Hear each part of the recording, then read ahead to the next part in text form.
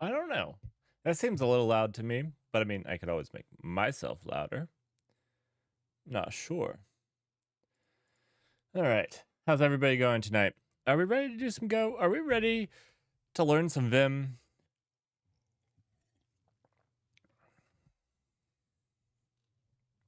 Let's get ready. Let's get ready. I don't know if I like this music. I've been trying to find some music that we can play on stream. And this is where we can play this on stream. There is also a way to basically stream one. Yeah, I don't know. I don't know if we'll do music or not. How does everybody like the silence? The sound of silence. That's what we usually do. That's what we usually do. Just some good old silence. Maybe we'll do that until I find, I don't know. I gotta find a playlist.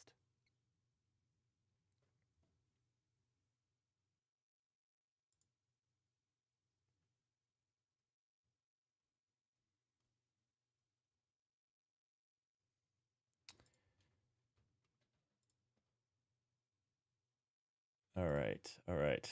Just getting chat up really quickly, and then we'll get into it. We'll get into it. Let's see. I actually need to get work done tonight. Tonight we gotta get stuff done.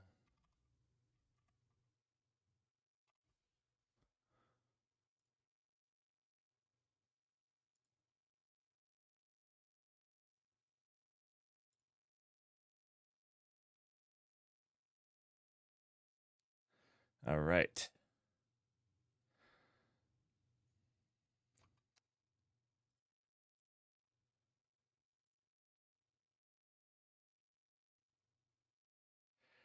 All right. So, yes, last Tuesday, I guess Tuesday, we started this creating the debugging auth middleware. I think it's actually in a pretty solid state. We can check it out though. You know what I wanted to do here was let's see.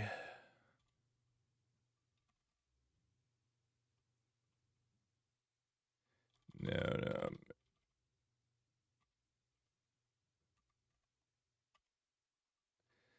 So we had done this.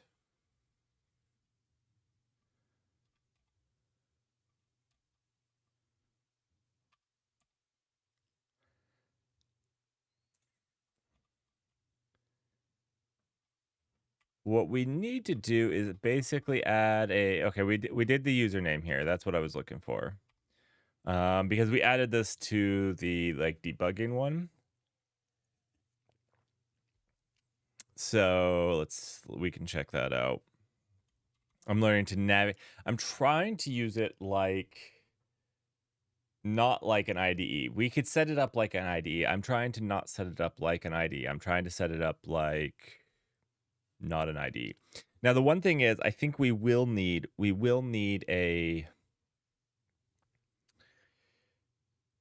another session, another what is it called?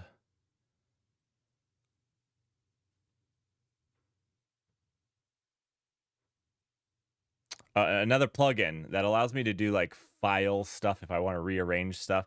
But I think that should be more niche. And for right now, I'll just use Visual Studio Code for that. But I think that should be more niche. Now, the other thing that I'm checking out here is I opened this up at the root project, which I wanted to make sure this would still work. And it seems to still work. One thing I wanted to do was maybe write a new line. And then let's see if we write this. Okay, that also worked. One thing, let's exit out of here. Let's do, what I wanted to look at was the config, in Vim, init, and then what did we have here? You want telescope file browser and .invim. Okay, that's also good evening, good night. I hope you're doing well. I was gonna say one thing that I was finding with the fuzzy finder was that I couldn't do like file operations very well. You know, creating new files was difficult, knowing where they were going to get created. Reorganizing files was looking difficult.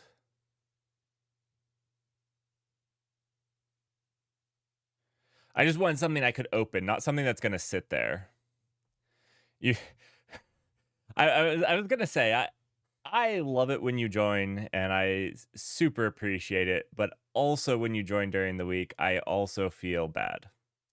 So it's like a double-edged sword.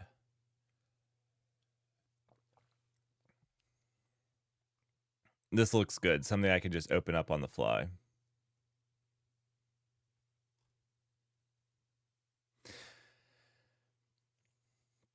I have travel at the beginning of September. And my plan is after that travel to get my sleep schedule on where I can actually stream in the morning. I think that will be better. Anyhow, I like that idea.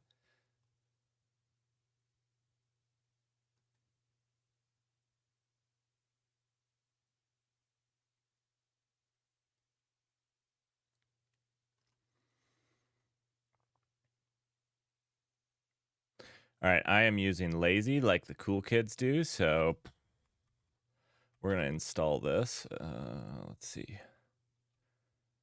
Let's see where we're installing stuff. This is setting up Lazy here. Wait. Is everything about Lazy? Yeah, I think I just need to do it in here. Let's just plug it in like right here. Seems. Yep. I forgot shift. All right. Seems good. We'll just write that there. Now we need to look at the configuration of it. Now I was thinking, all right, we used to have code open here. I'm going to get rid of code. I was thinking about moving this here, and then for the time being, I was thinking about editing this way, where I have my terminal here and can just flip between them. Instead of trying to tmux, I think maybe I'll tmux or something in the future, or possibly I could do it with, you know, I have like, what is it? Control AC. Yeah, I can open up another tab in here and just tab it here. So I'll have to play around with them. I kind of want to play around with WesTerm and see if I can't get the tabs at the bottom.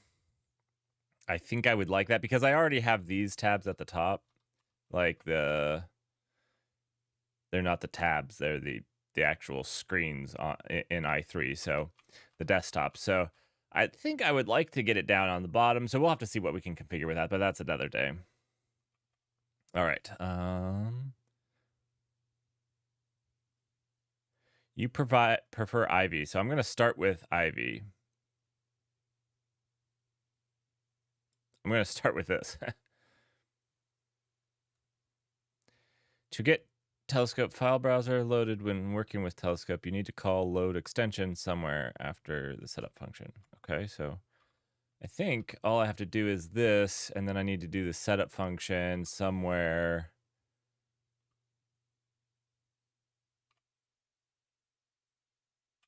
Just somewhere outside of Lazy here. Do I have a setup area?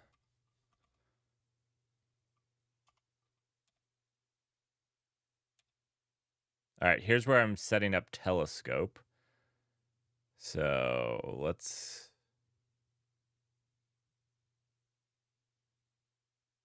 Tab bar, okay, you've gotten it. Tab bar at bottom. I'll set that in just a second then.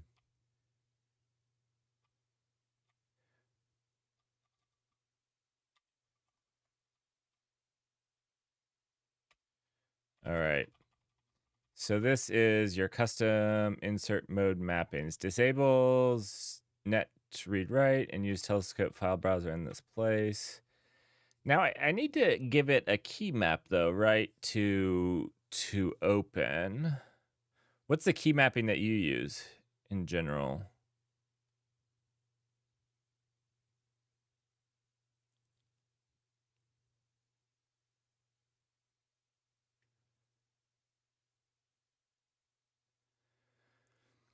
I think I would like that too. Space FE. Okay. For File Explorer, I like that. I like that. Let me try to do that. So we'll just do the vim.keymap.set. And then let's see. Do I get set? All right, here we go. I can't type. And then this is going to be base. I think that's like that. And then is it just FE like this? Just maybe like that? I don't have to do like F plus E. I don't know.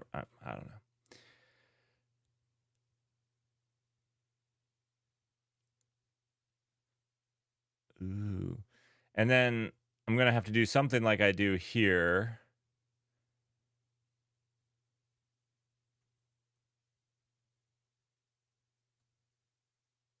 With like the find files. Okay. Okay. So I'll do require. Maybe I'll spell require correctly.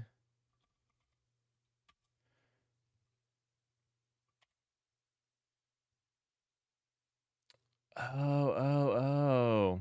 This is actually part of Telescope. It's just their extension. Okay, so I thought this was like a second, like a separate thing, but it's actually not. I got it.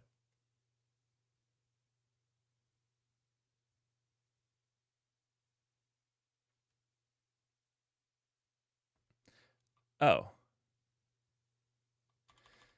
Oh, so I can just do something like this? Okay, shoot, that's easy enough. I'll do that then.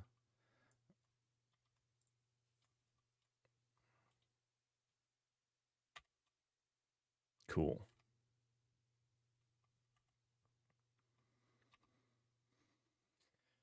All right, then we need to give it a description.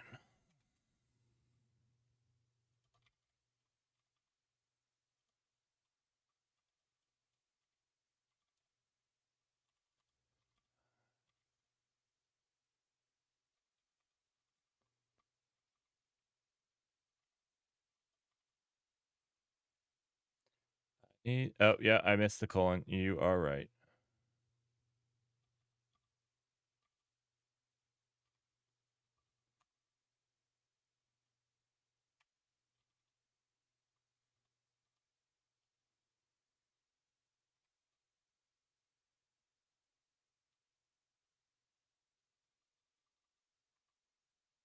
I need that right there. All right. We'll write that. We'll see if this works.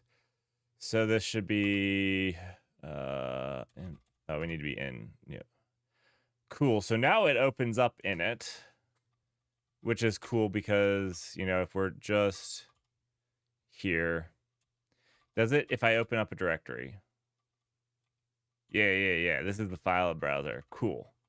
So we can look around.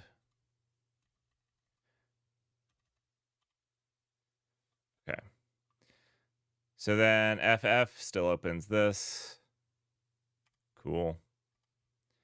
And then space FE. No. Yeah, space FE. I have to be a little fast for some reason. Okay, yeah, no, I don't have to be fast. I must have missed fast last time.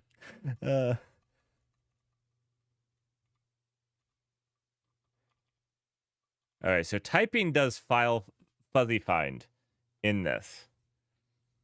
Typing is going to do fuzzy find. So if we do like middleware, it doesn't do fuzzy find. It's just in this directory. Okay, okay, so I can just type. I got it. I got it. Cool.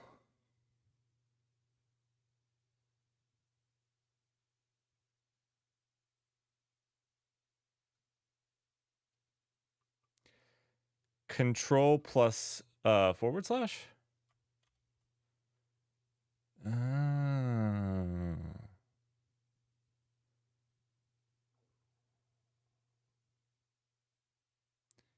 M.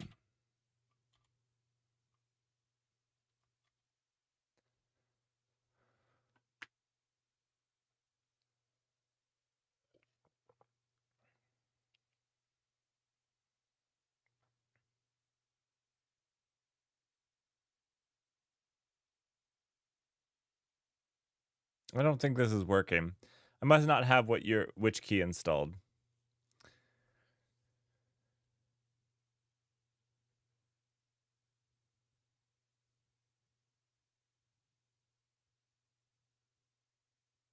I am looking at the top of the screen.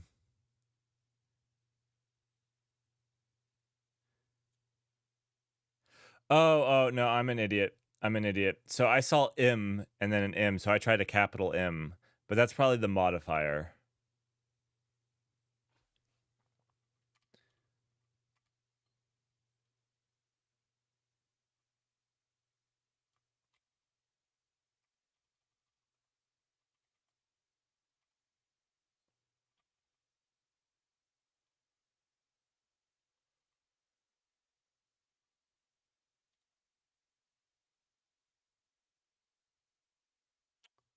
M is alt. Never mind. Never mind.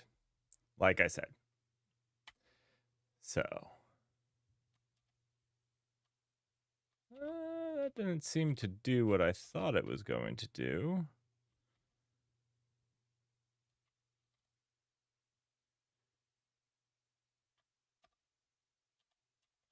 I don't know what move does. I just was expecting it to do something.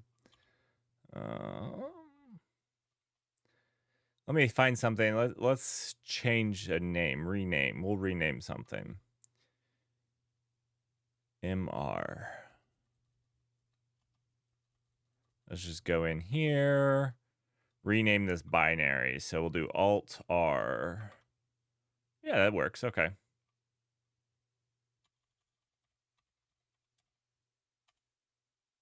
Cool.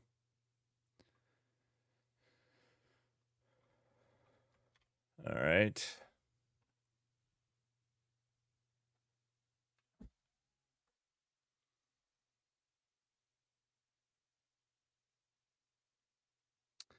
How do I select? Is that just with the arrow keys?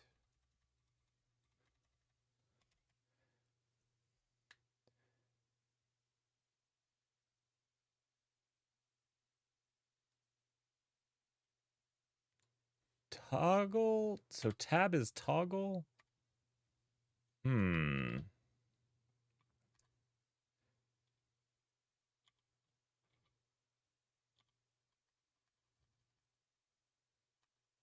Oh, that's selecting things. Oh, I can be like, I select this, I select this. It's toggling whether it's selected or not. I got it. I got it. Cool. Okay. That makes a little bit of sense now.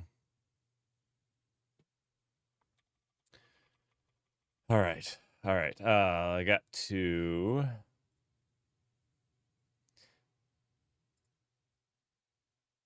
when running in debug mode, check if user is in a database. If the default user is not in the database, add a default user with ID of locally. Depends on the other one. We already finished the other one.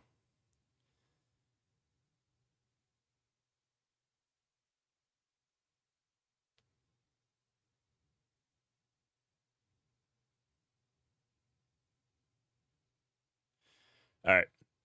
Let's actually test this.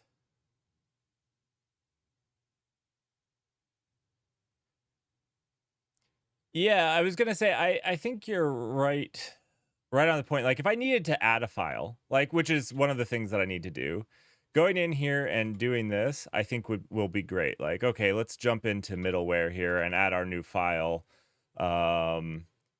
I think this, although I don't actually know how to do a create file. One second, let me find that one. There should be a create. Create, come on. Yeah, create. Yeah, okay. So like, yeah, just do like, let's see. Bob.go. Boom. Yeah. Oh.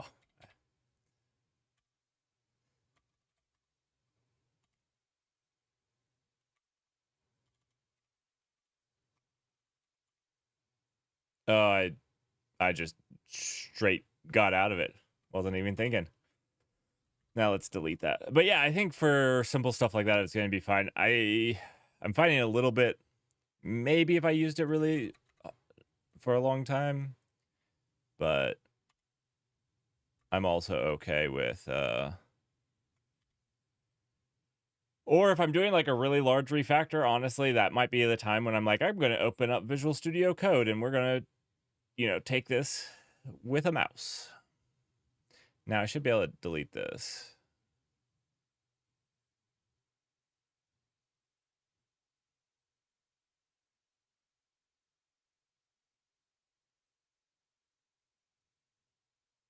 Oh, the group you do co-katas with switched to Go this week? Cool. I really like Go. I think Go got a lot of things right. I know that like I complain about Go, but it's because I know Go pretty well. If you want like my list of top things, error handling is atrocious. It's better than some languages like that, like throw. Like they don't throw. There's none of that stuff. So I mean, like it's better than that, but it's just better than that. Like that's the thing. They basically don't have usable enums. Like their enums aren't union types. They don't have any such thing as a union type. So that's a pretty big negative on my part.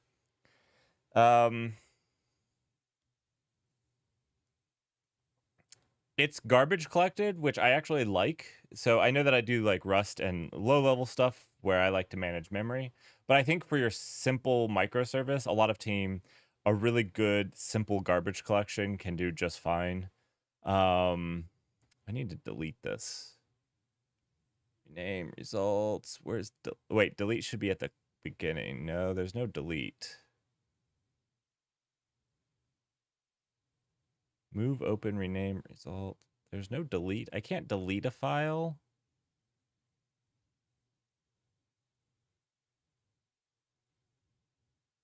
Should be able to delete. Is backspace is BS?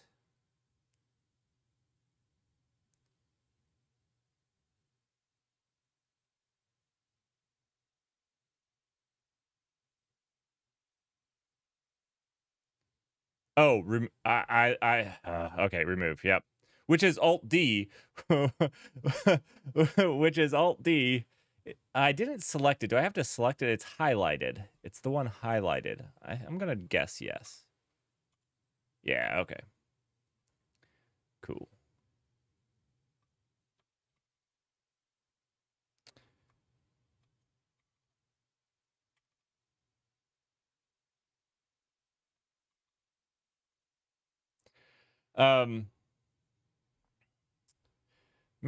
Passing everything by default as a copy took you a little while to understand.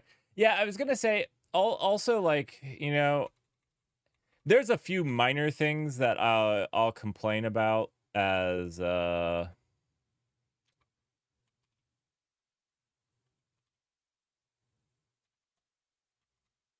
like I want this one, yeah.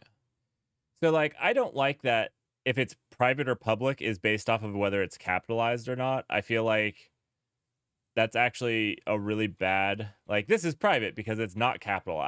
Why don't do that. I don't like that, but that's actually not the end of the world. Yeah, I don't like cryptic things where it's like, yeah, inside knowledge.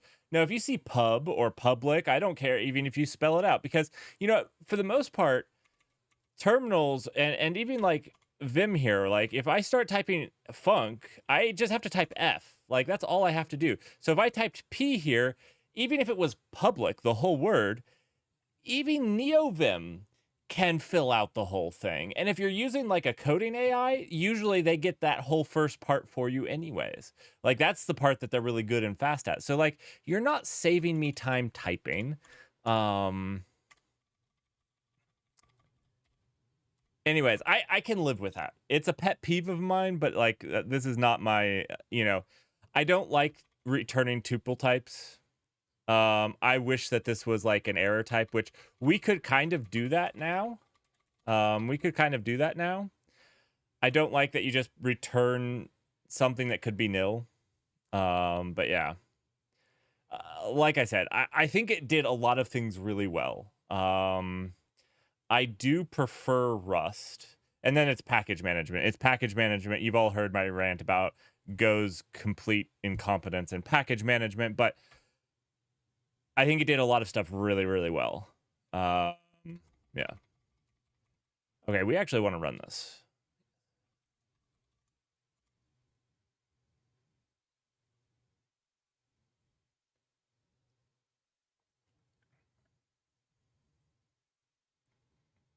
And I actually think, you know, it will never be as performant or predictable performance as Rust because it has a garbage collector. And predictable performance.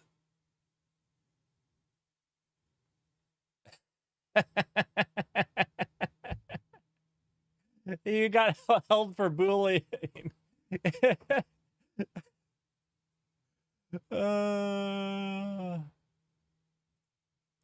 I've never used Nugget, but supposedly Nugget is a form of bullying. Just so you know, Twitch is pretty sure Nugget is a form of bullying. Oh.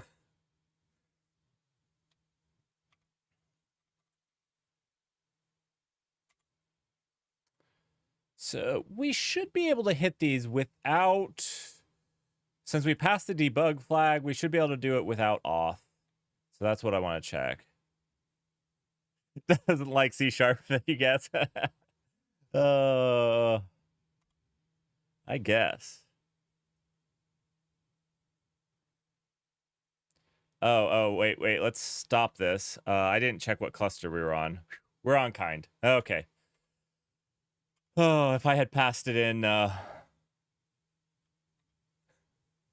right, so we should be able to call this.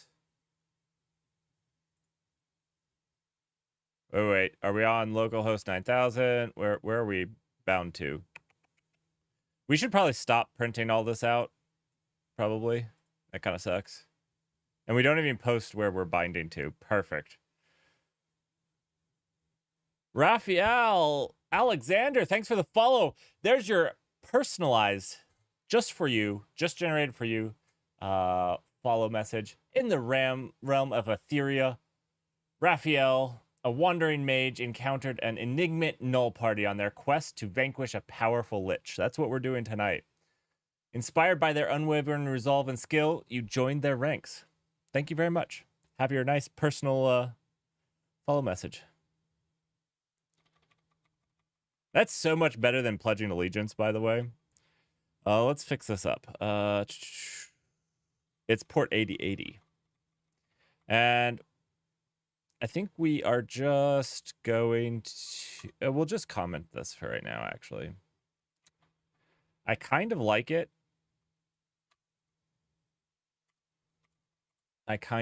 Not gonna lie.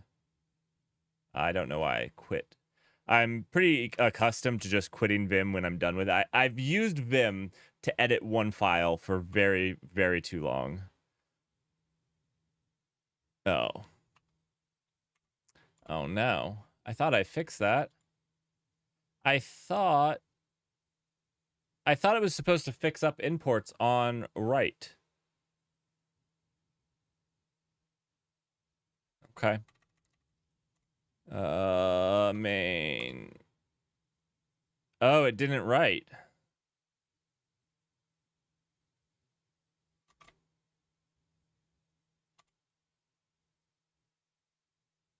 Let's see. Using press enter or type of command. I hit enter. There we go.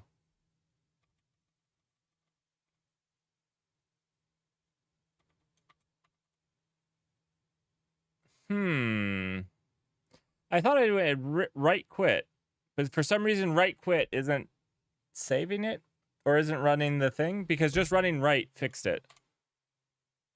Huh. Okay, but I don't need to quit. This is my IDE. I need to get accustomed to that.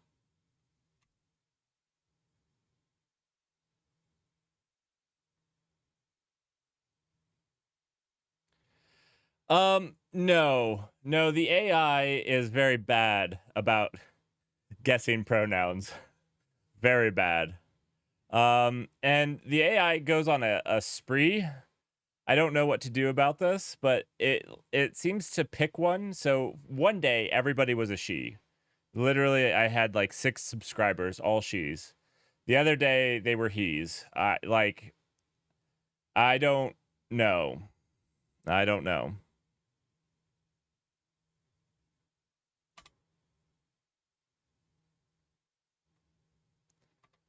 All right, and then this is 8080.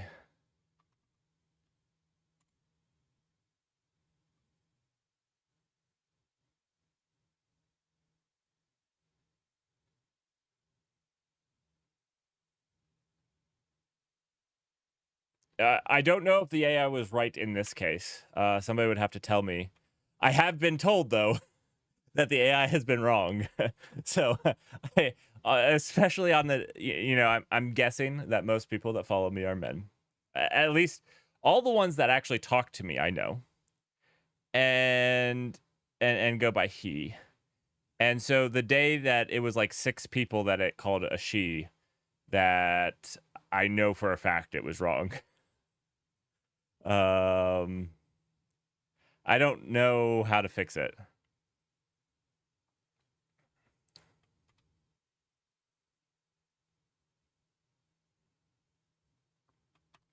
Okay, so this isn't responding. We have a middleware that if you hit, oh, do you know what? Do you know that code I commented out? I'm glad I didn't delete it. All right, I need a faster way to go up and down.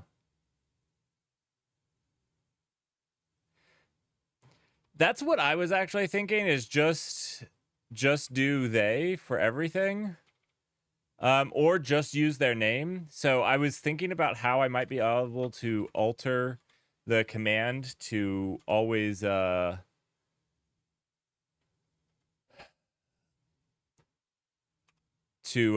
do that. I'm not entirely sure. Oh.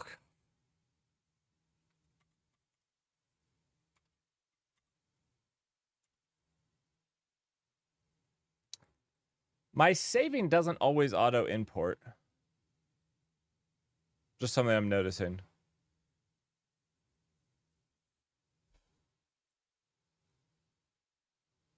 Uh Notice this slash? That's the problem.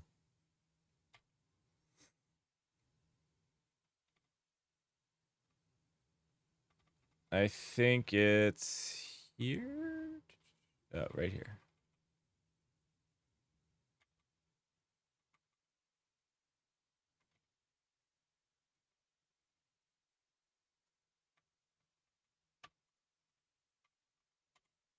Oh, I did right quit.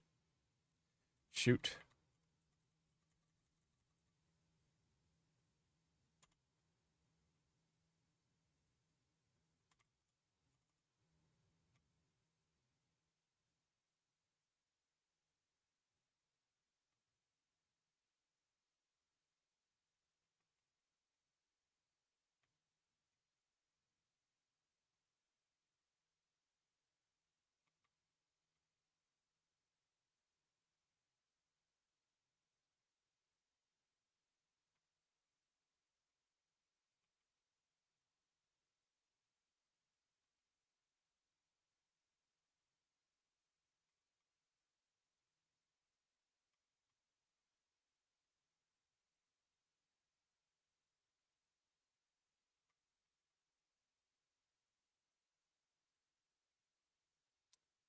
But yeah, that was my thought. I just need to update the query a little bit, or the how we ask it to go about things. And yeah, it seems to get like on a, it seems to just pick on a day. It's like, this is what we're going with.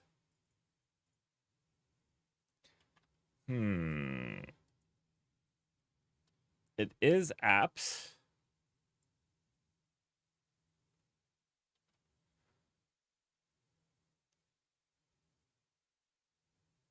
It is on 8082. That's just hard coded right now, right? Well, it should be 8080. Oh no. Oh, this was when we were debugging. Let's actually jump over back to the port thing. This is bad.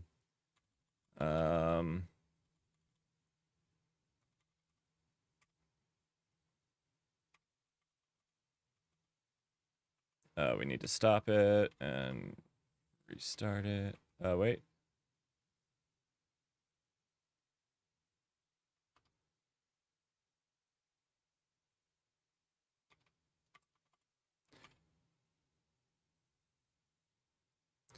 Missing address 8080. Missing port in the address. What?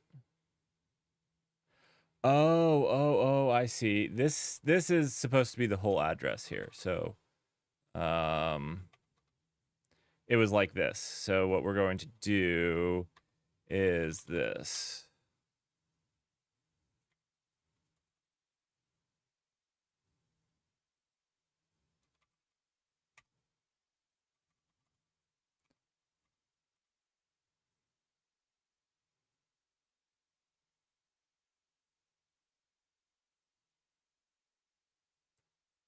Yeah, I've never seen it. I've not watched all the streams on Twitch either. I really like the idea, and I think that people get that it's a AI generated message, and that like there's part of the fun is that it makes stuff up. I mean, like that's part of the fun is it's making stuff up. Maybe I should put a little tag under there. I feel like anybody that follows knows that it's AI generated, but maybe I should put some little tag in there that says I'm an AI. I'm an idiot. I just make stuff up with absolute confidence that it's the right thing. All right, let's see if this works. Ah, there we go. Internal server error. That's perfectly fine. Van Flick. Good to have you on. Amidst a realm of chaos, Van Flick, Rogue of Whispers. I like the Rogue of Whispers. That's actually a cool book. Cool rogue for a book. Sought redemption. I'm sorry you've had a storied past. The mysterious null party bearers of foreign truths emerged. Welcome, and there's your custom generated message just for you. Yeah, beep boop made by an AI. We should put that at the bottom. I think that would like forgive it of like. I like that. It is made by an AI. Oh, well, thank you, Van Wickle, or Van Flickle. I don't know, Van Wickle. My apologies. Yeah, we made it live on stream. We'll work on it. We'll make it a little bit better. We've worked on it quite a few times. We're not working on it today, but Van Flick. I got it. Van Flick. Thank you. And thanks for the follow. So yeah, we personalize the subscriber and follow messages. We personalize raid messages. That's all right now. But we're gonna add to it. So that we have our own little experience. It won't all be AI powered, but that part is. Also, I do save it in a database. So my hope and goal is everybody that supports the stream and everything, they'll be able to like go and follow their story. So like if you then subscribe. This doesn't happen yet, but what I want with subscribers is I want them to be able to have a continuation of their story. So basically, whatever your follow message is, we need to refeed that into the AI and ask it to continue the story. That's another thing that we need to do. All right, so this is working. let's just validate that it is working. We got it logged here. Let's make sure that with auth on, we get a different response. Yeah. Perfect. This is a redirect, by the way. Probably. Wait, no. Oh no, I actually have the thing in. So this is my token, my session token. Cool. You can do auth in this pretty nicely. Which is pretty nice. Yeah.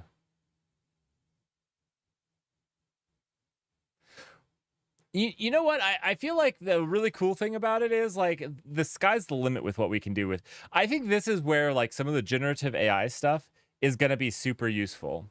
Oh, Van Flick, you subscribed, and tell me it worked. Tell me it worked with your Prime. You deserve it. Now I'm a little nervous. It takes a little while. It takes just a little while from the subscribe. Thank you for the Prime sub, by the way. I need to work on those rewards. If this doesn't work, I'm going to lose my mind. 1 second. We're going to go check on it because it does not seem to have worked. And I'm now very upset. K9S, you've been robbed. Oh, Dutch Van Flick, you are a legend. 1 second. Let's figure out why this is oh my gosh, I'm embarrassed. It's not working. It didn't do it for the subscribed, and I don't know why. We gotta get into these logs ASAP. We gotta switch context. I gotta work fast here. I gotta work quick. Here we go. Let's get the logs of this bad boy.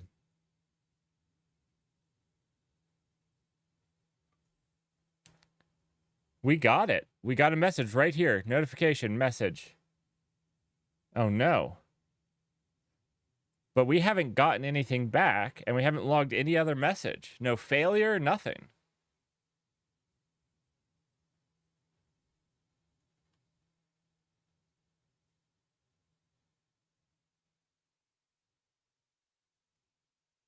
So these are the messages from the events.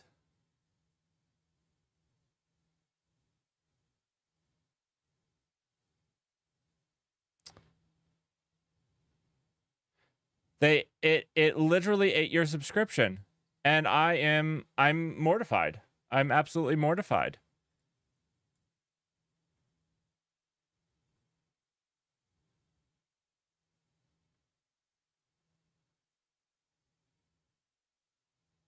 Oh, they're streaming Thursday Night Football. That's why I don't have more viewers, because the people that watch football are also the people that watch programming streams. I know this to be a fact. Just one of the truest facts out there. It's directly a conflict of interest for Twitch to have Thursday Night Football on. That's horrible.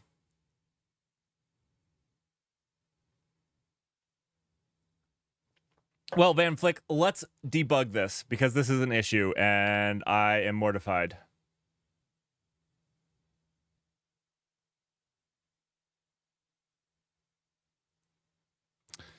Oh, you actually do that? I thought for sure nobody I thought for sure nobody watched both.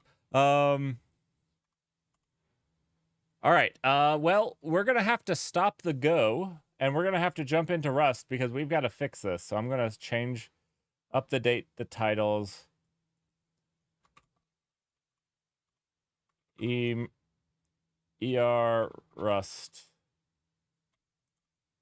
My Twitch alerts broke.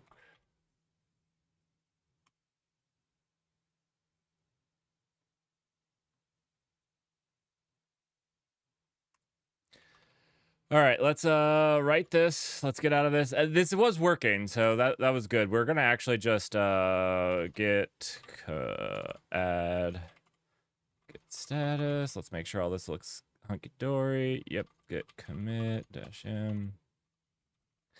Added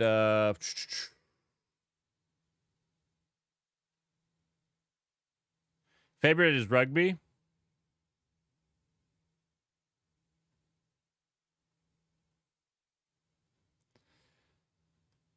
You know what? I would love to talk union or league because, I'm definitely a league person. I'm American, can't have that union stuff.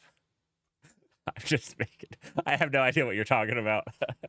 I don't watch sports. I'm sorry. Okay, let's see. Added debug mode. Let's get that up and then let's switch over.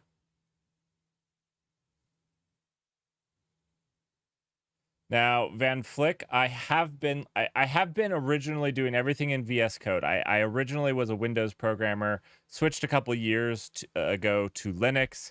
And then when I was in Linux, I just used Visual Studio Code, like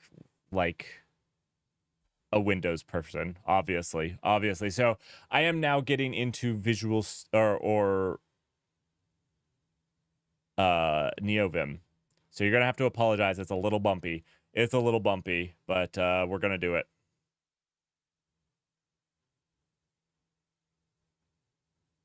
I don't know what the Sevens event is. Sevens events? I'm not sure what that is.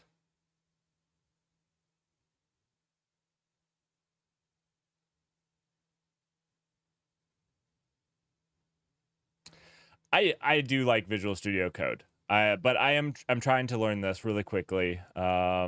Actually, Visual Studio Code has a problem with Go. Actually, Go has a package management problem. Yeah, it's not actually Visual Studio Code's.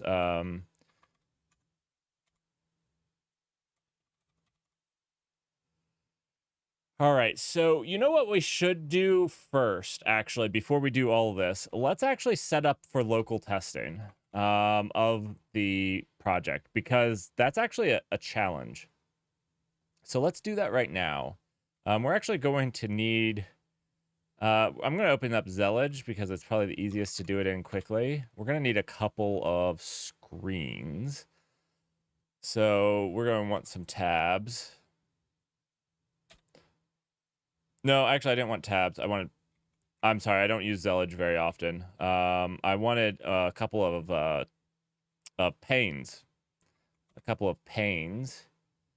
So let's do one over there, and then let's do another one. Let's do split down over here. I think this will be sufficient. I think. Let's see. Yeah, we have 4. Okay, this should be good. Oh, I opened them all in the wrong one.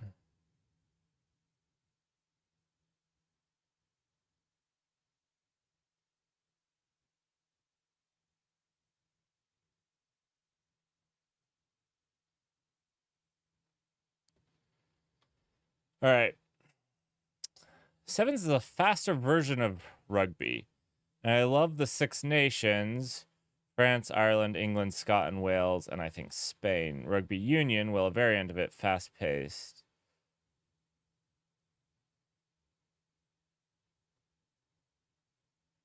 Yeah, I'm still a little lost. We should go back to the football talk, because I feel like I at least recognize the Colts. I didn't recognize the other ones, but I recognize the Colts. um, we should just go back to that.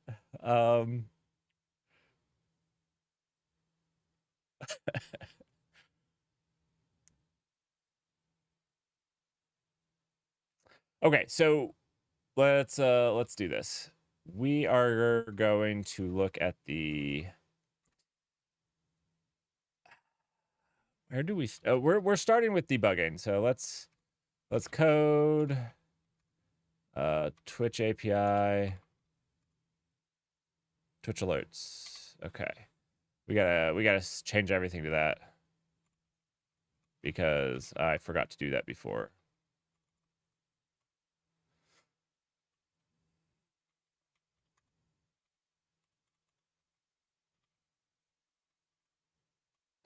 All right. All right. All right. All right. Let's and now we have the Twitch CLI. Twitch CLI. I think that's what it's called. Yeah, okay. So this is where we have to set up the we're gonna have to look this up though. Twitch developer. Here we go.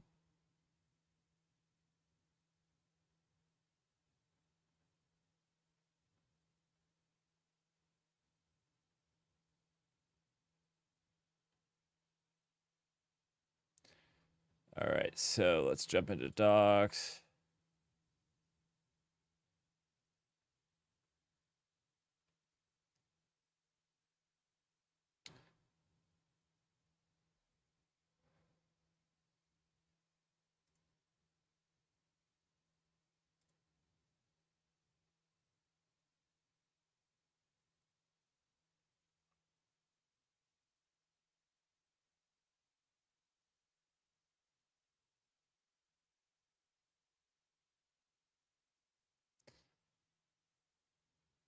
So what's your favorite language, Van Flick?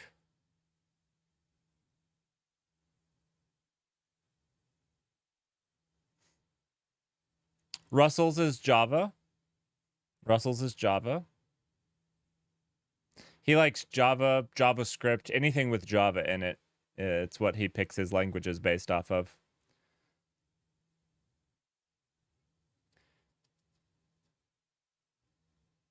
All right. There is a which events managing subscriptions, WebSocket messages. There's a how to debug, how to use Twitch CLI. Here we go.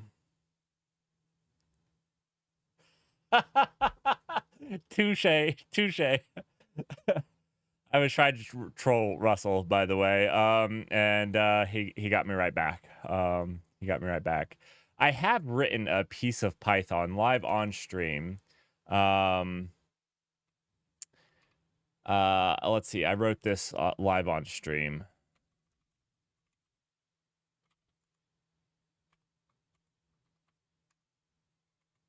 What was it? It was animations. Nope. What was it? I always forget what it is. I feel like every time I see it, stream animations.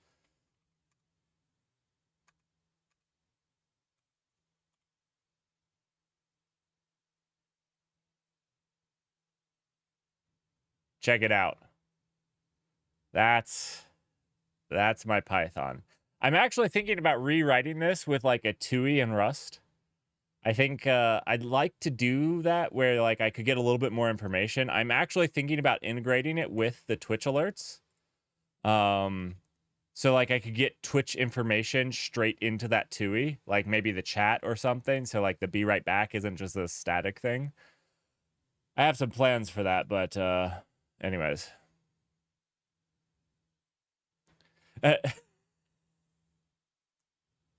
0.17 frames per second. Then I went to school and learned Pascal, Fortran, assembly, and machine. Love typing in hexadecimal into stack. I've picked up PHP, Python a little, and I'm learning Go. Oh, cool. Well, this project is in Rust, the one that screwed up your subscription, which I am really sorry about. I will make it up to you somehow. We'll replay it at least. You'll get that. And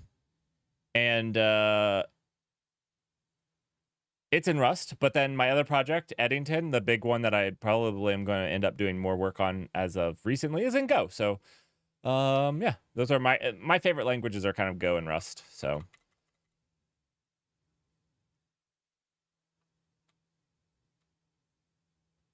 oh no, Rust is easy. Rust is easy. Don't worry, please don't worry. It's fine. It's fine. Like, look at this code. This is easy to read. Please don't leave. I just have to figure out how to use the Twitch CLI while I burn your guys' eyes out with the white. All right, Twitch CLI usage. I always forget this. testing WebSockets. I always click on that webhook, and I'm using WebSocket. You'll be forced by the Rust community.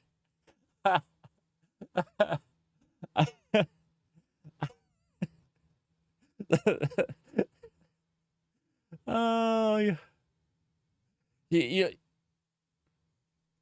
love Rust. Trust me. The Rust community won't, the Rust Federation won't let you do anything but love Rust. It's actually against their their policy to do anything but love and worship the community. So, we all like to make fun of the Rust Federation. Yes, I know it's the Rust Foundation. All right, this is what I wanted. That's what we wanted.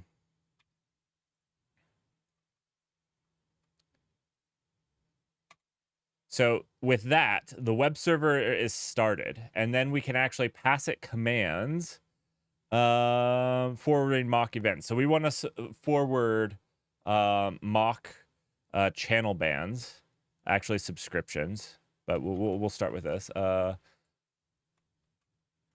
Channel sub.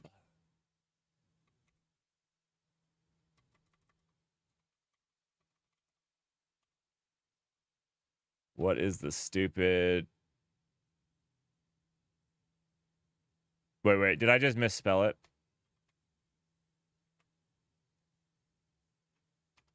I might have just misspelled it. Let me...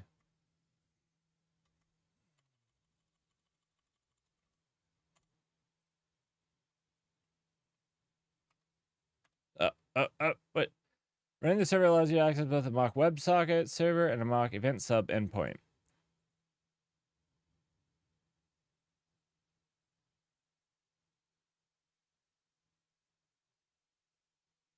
Ooh, I've never done this, the reconnect.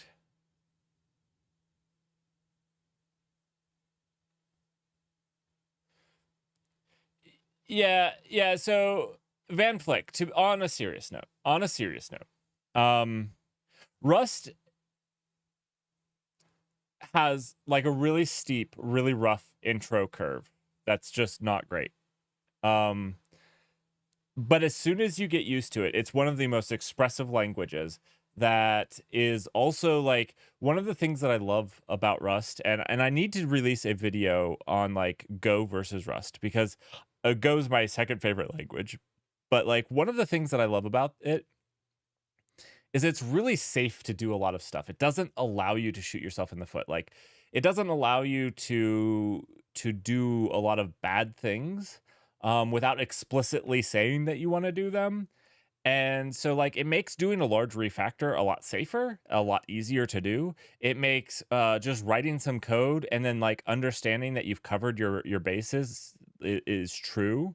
It really is nice. And then like the match syntax with their union struct enum types, just amazing.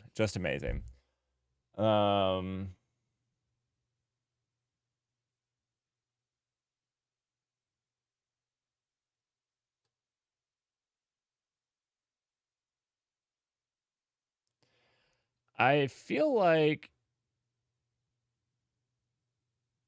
running the server allows access to both mock web and event sub endpoints. This endpoint simulates all the features provided by the feature is optional. It is not required to forward all mock sub events to the client except for when they require subscription. So I feel like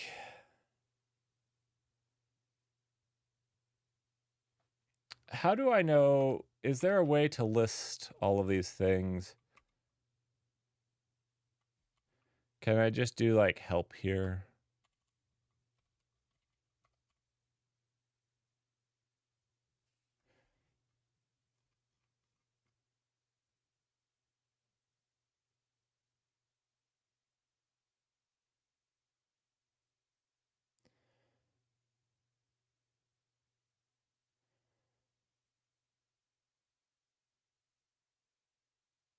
They're best for things that don't overlap. I don't necessarily think that.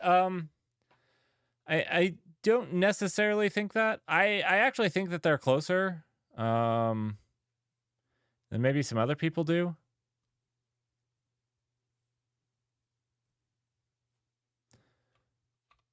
but maybe I'm wrong. Maybe I'm wrong.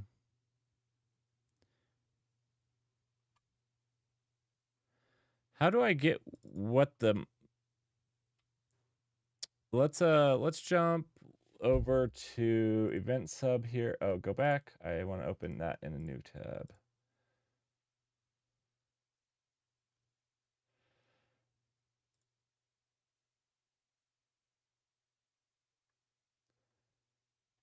I just want a list of their messages. Let's see. Keep alive, ping message, notification message. Here we go.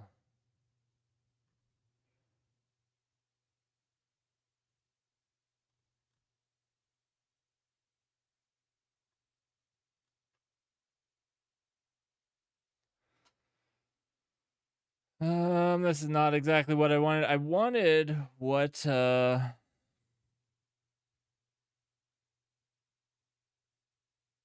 also, yeah, that sounds like you did you're much more experienced than I am. So first, I've never actually written Fortran. I have done some assembly. I actually recommend people do some assembly. I think that it's really great to understand how the CPU works. Even if you I don't write assembly. But I think it's really good. I want an overview of the actual events here.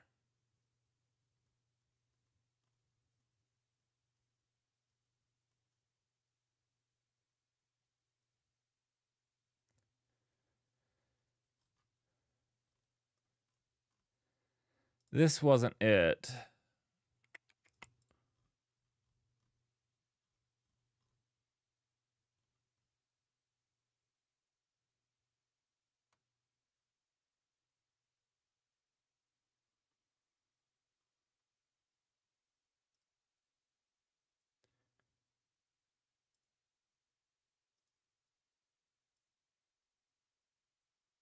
I want to get like what I can subscribe to.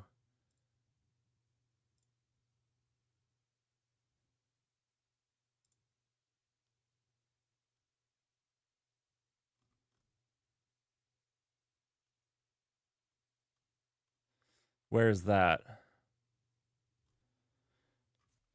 No, I don't care about the subscription limit. I don't care about getting the list that I'm actively. I want to subscription types. Oh, here we go. All right. Channel subscribe. Oh, it's channel subscribe. What did I do? What did I do? I did not do channel subscription. Oh my goodness. I was so off. What a fool. Cool, cool. No clients connected to the server. Awesome.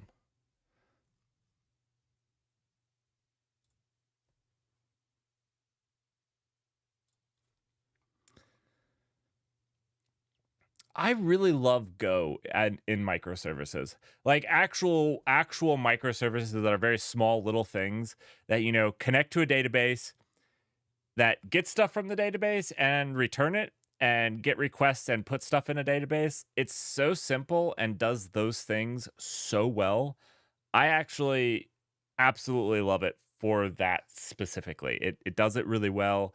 The threading model that exists for it isn't nearly as powerful as something like Rust has, but does that type of thing just out of the box really well. Its JSON support is phenomenal out of the box, and it does those things really well. Absolutely love it in microservices. Not as much for system programming because, like I said, its threading isn't as good. The garbage collector can, although the garbage collector in 121 is better. All right, let's see. Now we just have to set up Twitch alerts to run locally. Did we ever write that down?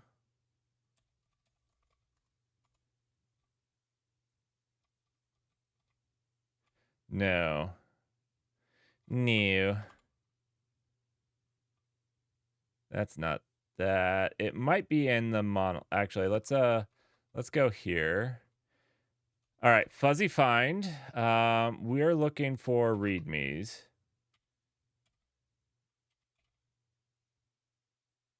Wait. Are we in the right project? Oh yeah, we are. We are.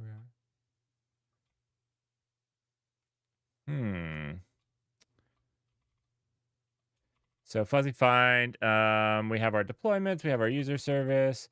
Let's do monolith.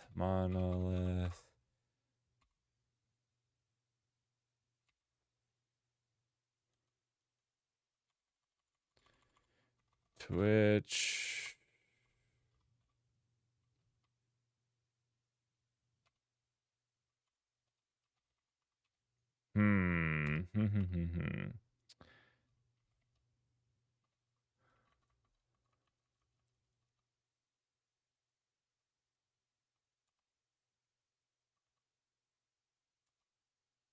I already looked there. I feel like we documented some of this. It's definitely not this.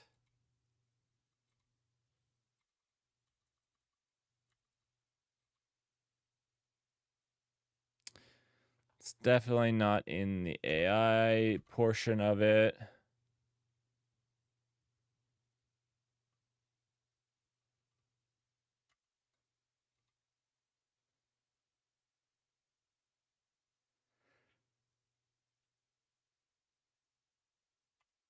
This is where we actually do this stuff.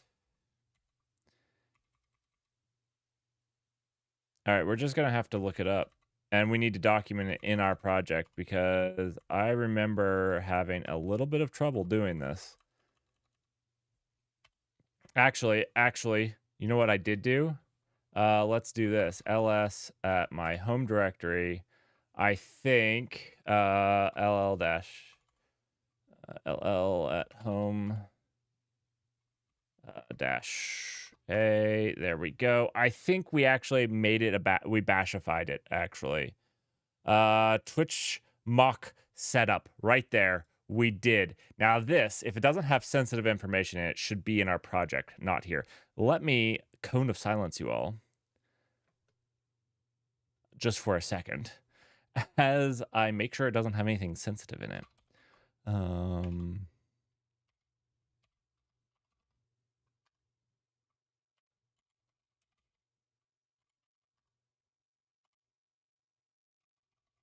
Okay, yeah. This is nothing.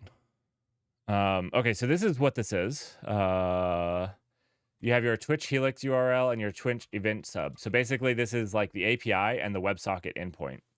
And we just have to tell our app where to get those things. So we're going to export this from our app.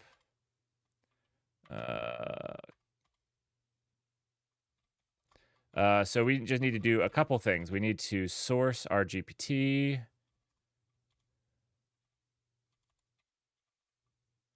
And then we need to source our Twitch mock setup.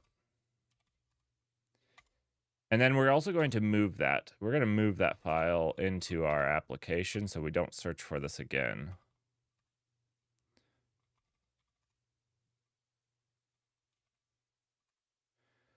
We're going to move that here to, do we have a hack folder? We don't have a hack folder yet, do we? Hack. We do have a hack folder. And it's in there. My goodness. It was in the, I did move it to the hack folder. I thought I went through this. Okay. Well, it's been a while since I did it. Okay. It's been a while since I did it. My apologies.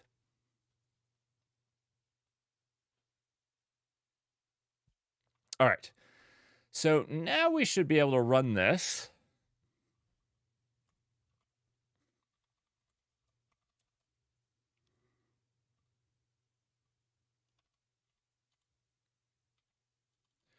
We want to run the...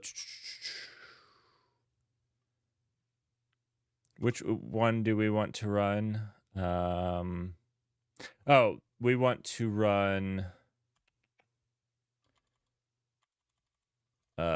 bin monolith. Actually, let's do this.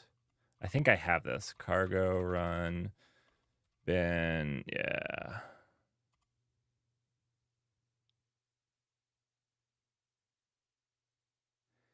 Now this should listen here. Yeah, we got connection here. You saw that. Beautiful. We're listening. Now we should be able to do a subscription event.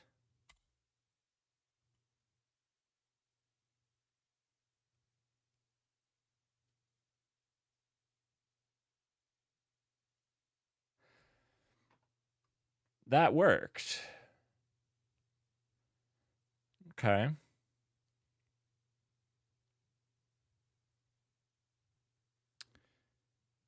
But it died. It didn't actually give us. Let's close this down. Let's then we're gonna need to, this is kind of an integration test. We kind of need this as an integration test. Let's see.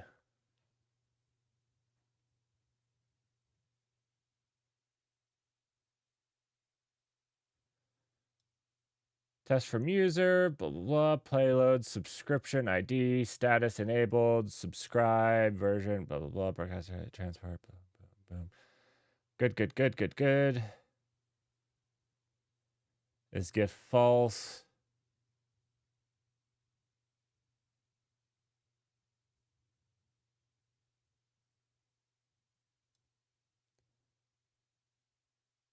Just seems to die. Let's get some log messages in there. So we know that we're getting it from, so this is from the WebSocket, the system that listens to Twitch. This is from there. What I'd like to do is go ahead and add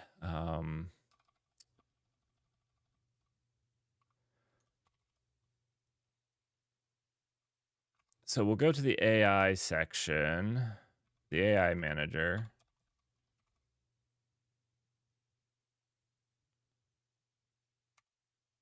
Where am I? All right, this is a little bit interesting. So let's do NVim here. And what's confusing me is, like, I want to go to AI manager, which is a folder. But none of these are the folder AI manager in my fuzzy find. But, like, it exists, right? Oh, I can't quit out of there. Oh, I guess it's AI underscore.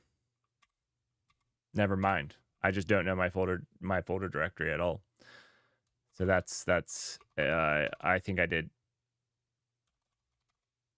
Okay, I don't like it fuzzy finding in the target. Can I keep fuzzy finding from fuzzy finding target? That's what I need to figure out. Because this is garbage, right? This will be useless.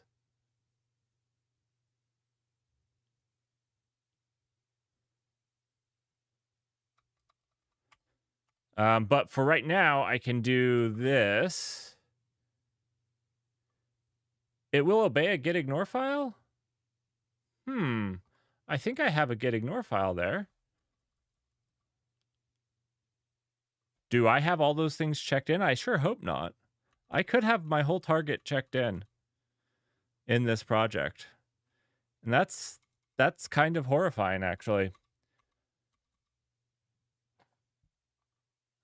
Does this not do all? This maybe isn't showing the dot get. Let me get out of this.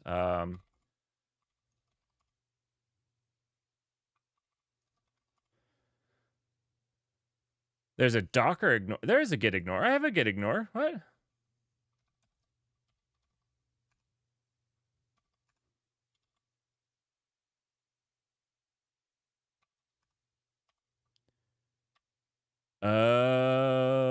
Let's see. I have this. This should have matched that, right?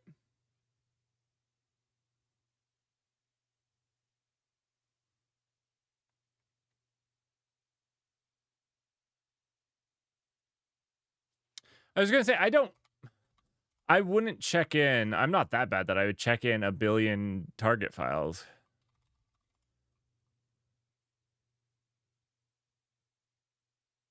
I also don't check in these. When we close those down, those will. I do check in that database file because that's like the demo database file, so you can just get started with it. It's blank. Oh, it's not actually blank anymore. I need to recreate it. Yeah, it has some demo example stuff in it. That's fine.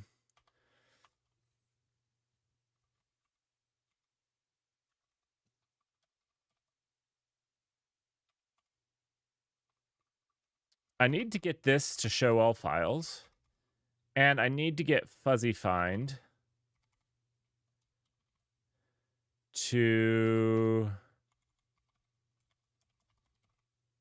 not show get ignore stuff. Yes, that is the directory I opened NeoVim from. It's that get ignore right there. The same one I opened NeoVim from. Is it a setting that I need to set? Because I know that we set some, some settings for telescope. Is it a telescope setting?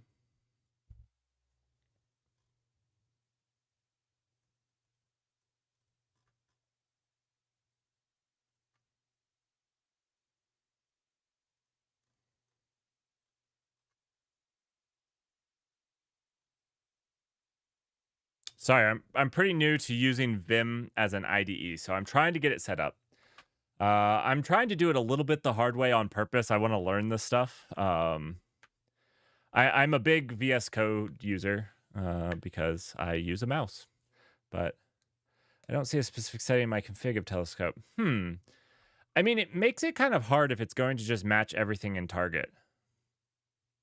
I'm assuming I've done something wrong, but let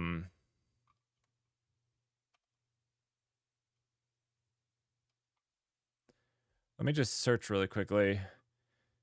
Telescope ignore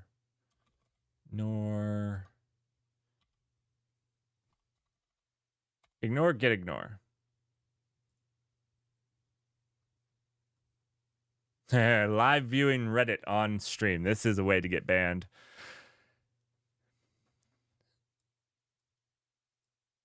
Oh, okay.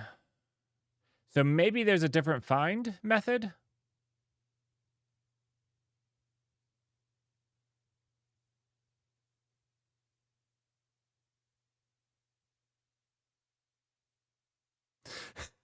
Yeah, I was gonna say.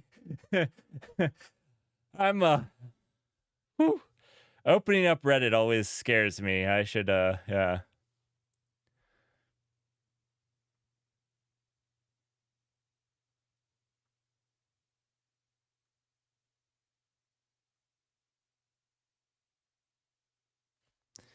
The hidden flag?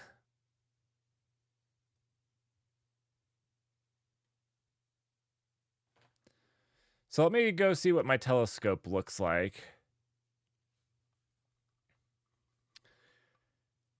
Yes. Van Flick, we do have an emoji that you now have.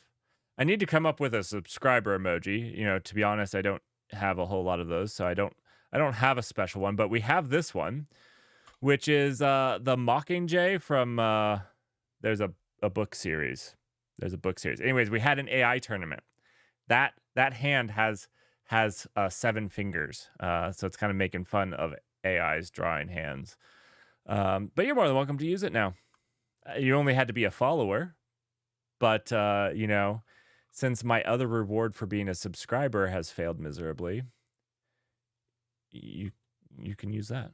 So let's just cd into the AI manager here.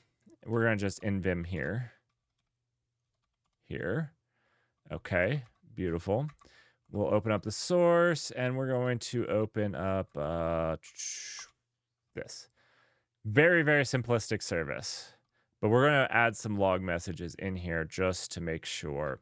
So basically we have, very simplistic. We have this run. And so this runs a thread that does the AI stuff because it couldn't be on the same stuff that listened to Twitch. Because Twitch, if you don't respond to its ping pong message, is just like, I'm out of here. So it's on its own run. It's on its own thread. And this loop just listens to this receiver. Very, very simple stuff. And basically just just does this new event. So whenever we get an event with our message. And that's this here. So what I want to do is I want to make sure that it's getting here. So like, I think I just want to do like a print line here.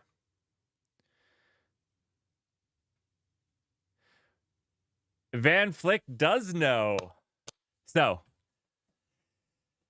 most people use it if I or an AI we're testing completely fails. So I do need to wrap up the AI games. We have a few contestants left. So basically we were testing coding AIs, trying to understand which ones was best. And trying to understand better how to use them. I'm going to release a YouTube video on how to be productive with them. So I've been using them a little bit. Yeah. And yeah. There we there we go. So yeah, usually people use it if either I or an AI fails. Also, I did fail the Are You Human test while we were testing AIs on one stream. So that was pretty fantastic. So, you know, no proof yet. One star coder was amazing. One star coder was amazing. My goodness. Star coder was the person that hallucinated. 1 second. I have to show you what one star coder hallucinated on us.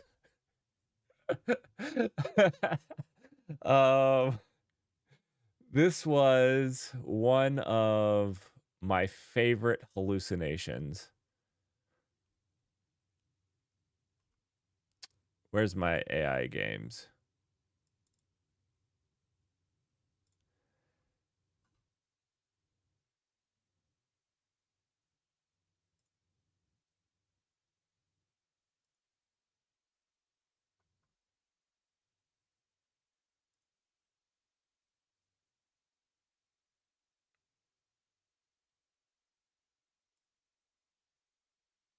I don't even think Starcoder was around for this one. Where was it? I'll have to find it. I need to post that again for people. Basically, we got one of the coding AIs to hallucinate on us. And it basically, when asked a coding problem, hallucinated a romance story, which was pretty fantastic. I almost thought like that romance story was getting spicy quick. I switched off of it from stream because like I was reading it. I'm a pretty slow reader. And I was like, oh gosh, what have we done? What have we done? It was yeah. Anyways.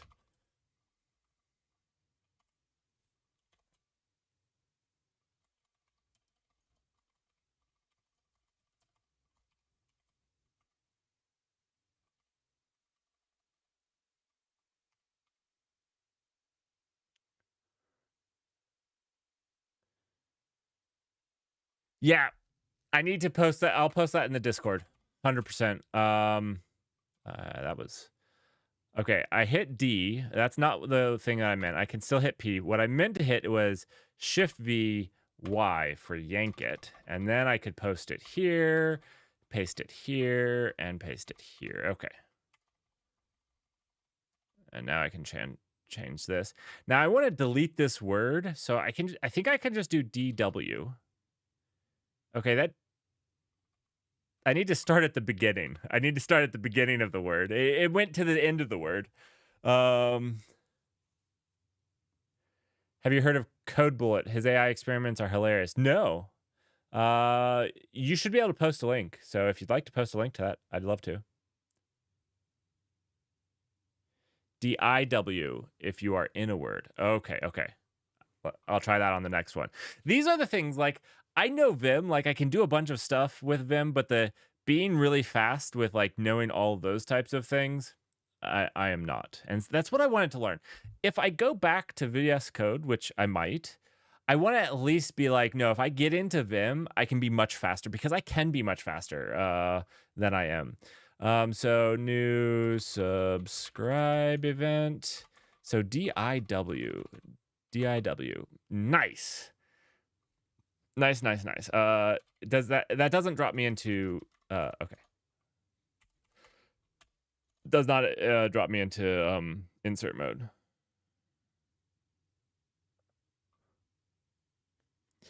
I want to do more. I do want to do some more AI experiments later on this year. I want to do some more of my own AI experience myself. I'd like, those Twitch alerts. Somebody brought this up in Discord, and I like it. I want my voice to read it off, but I don't want to use one of those services. I actually want to train just an AI just to do my voice. Nobody else's voice. It doesn't have to be a generic. It can learn anybody's voice and replicate it. I just want it to be my voice. That's what I want. I want to see if I can do it too. I don't think I can, but I can try, and maybe we can. It will be fun one way or another. Raid event. DIW. Boom. New sub. What happened? I'm not sure what happened there. New sub gift.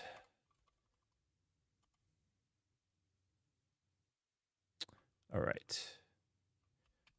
Now, let's run this. See if we get any of our nice little prints there.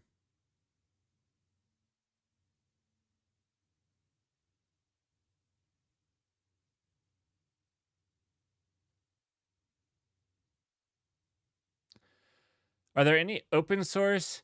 I didn't find an open source of voice replicating. That's why I was going to do it myself. Or try to. I thought that would be fun to try. I've been reading up on it. I've been reading up on some of the techniques to do like some of the generative stuff. I didn't find a whole bunch on audio generation, but I found some Facebook stuff on audio generation. And so I've been trying to learn. So I thought I might do some streams once I know enough to at least be a little dangerous. All right. All right. Did we get anything? Those were print lines, so they should have been on new lines. So I don't even know that we're getting where here.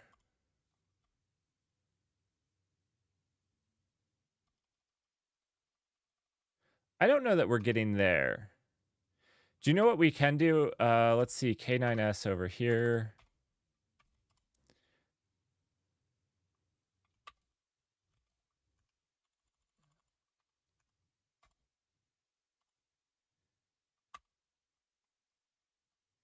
Let's do 5. Was it 30 minutes ago? Come on. Was it still in here?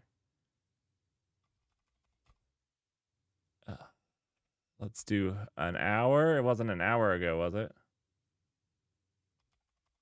I guess it was.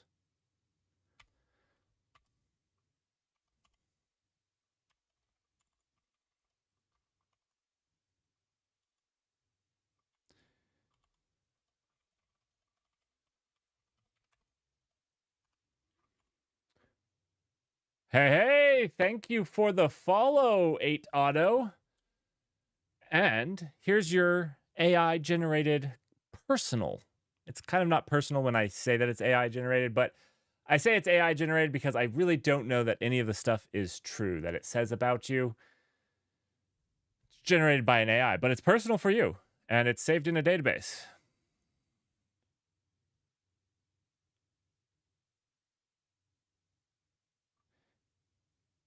If you invent a good one, I don't want it to be good. I think like part of it that makes it fun is my AI is bad. And we'll do some learning.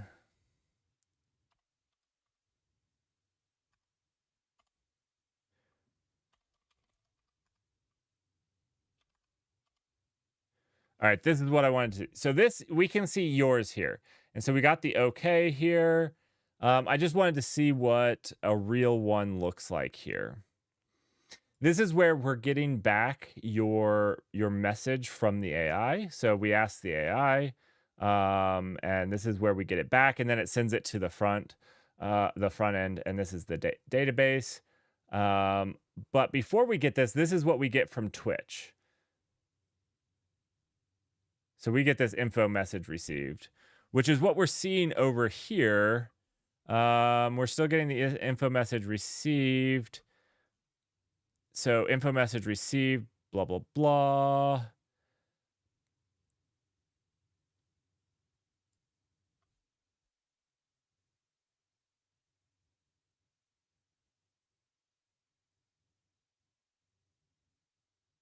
Oh, wait. What are you wanting to hear, 8 Auto? I can read your message out loud for you. I don't have an AI that reads it yet. That's the whole problem. That's the whole problem. But I do have it here, stored in history for all of time.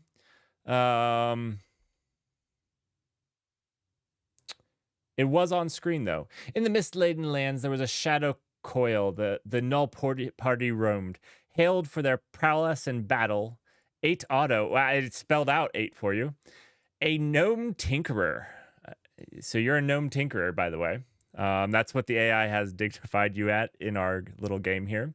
Sought their aid against the Vuren horde. Fired with determination, I'm guessing. He unveiled inventions, crafted wonders, earning their respect. You have our respect. Axes clashed, spelled swords. United, they overcame the labyrinthine dragon's maw. Friendship forged 8 Auto became the null party's ingenious ally, focusing ingeniously with valor on their daring quest. I don't know. It's a little bit hard to read. Oh no, ads.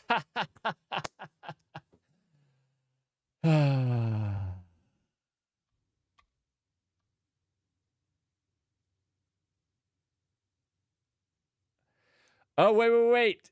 8 Auto. 8 Auto. Are you do I know you, 8 Auto?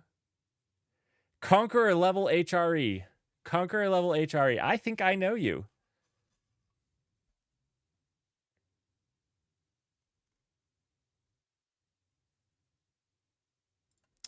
I do think that I know 8 Auto.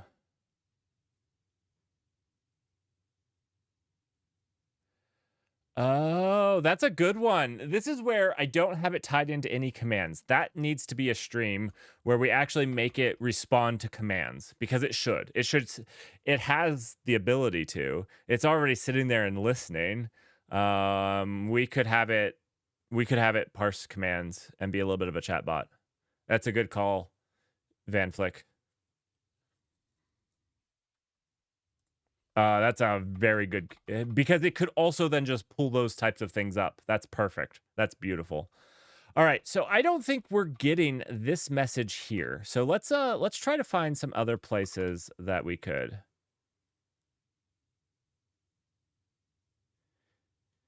Maybe repeat it in chat though, not on screen. I 100% like have it print out on in chat. So basically you could do like welcome quest.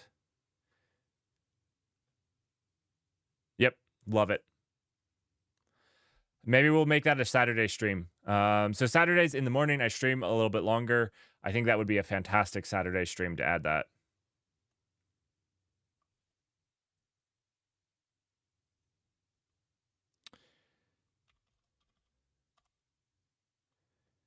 All right. So I don't think it's getting there. So let's get into, man, okay, I'm going to open this up in VS Code really quickly. Because the fuzzy find isn't working and I want to figure this out tonight. Let's see, Twitch alerts.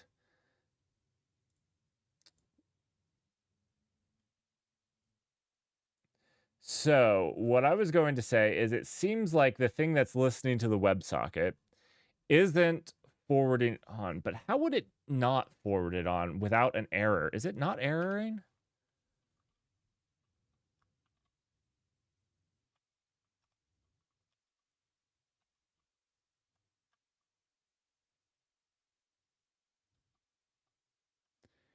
All right.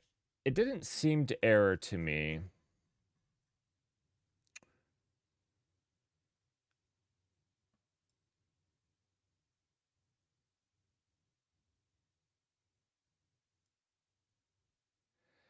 So it's Twitch listener service at line 86. That's where we're getting this message. And then it's dead there from line 86. So let's jump into line 86. Line 86 is right up here. Right. So line 86, we're going along. We've got the message. This is where we post the tracing info. That's that line. And then we process the welcome message. This is like the ping pong message. This isn't a ping pong, but this is a Twitch message. This is the notification message that we're running into. And so we're here. And then this is where we're basically taking out the Twitch event payload. And this is where we send it. Sender should be like AI service. We should rename this.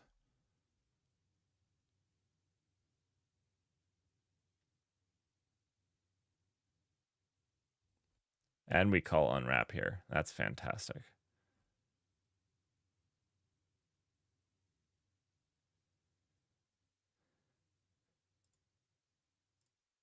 So this is where we make the event. The only thing I could think of is this is swallowing it, this thing, but this should return an error, but it's not returning an error, which means it's one of the supported types. All right, 8auto. Let me copy and paste this message for you so that you have it. I'm gonna put it in chat for you. 8auto, do I know you? And like not personally, but like on a Discord person that maybe I play I only know one Conquer HRE player.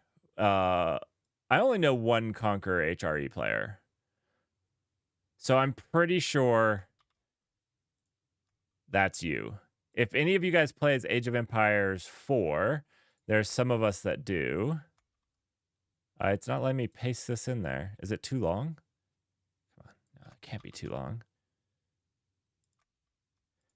I wasn't going to say your name for everybody, but yes, Jake. All right. It's good to see you, Jake. It's good to see you. You're a gnome, by the way. You are a full-fledged gnome. So there's your auto-generated message. Follow message. So thank you. I forgot I'm in WesTerm, and WesTerm doesn't do copy and paste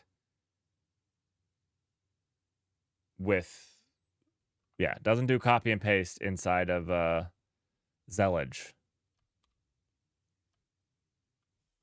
How are you doing? How was your games tonight? I know that you guys were playing tonight.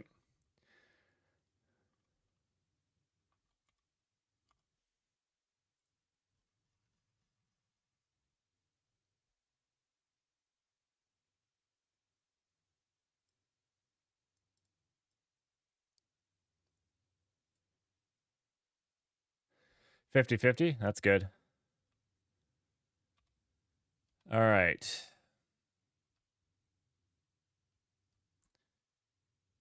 So we're doing the subscribe, which has failed on us. Channel subscribe. This is where we're building the event. And you know what we're going to do? We're going to just slap this in a thing here.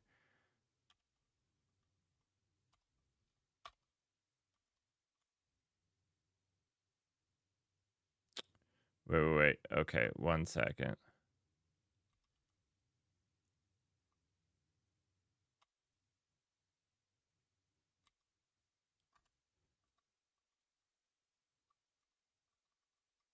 One second. Let me undo this. Maybe I was not thinking. Okay, so this is returning okay. So we just want to return okay again.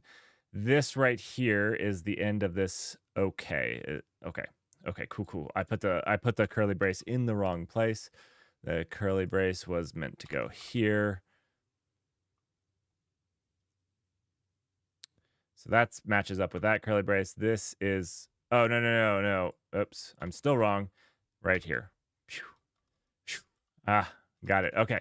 So now we can do a nice print message here. Print line. New sub event.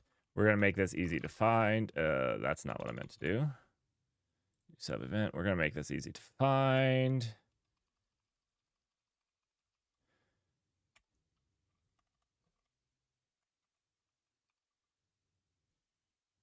We're going to stop this and we're going to run it again.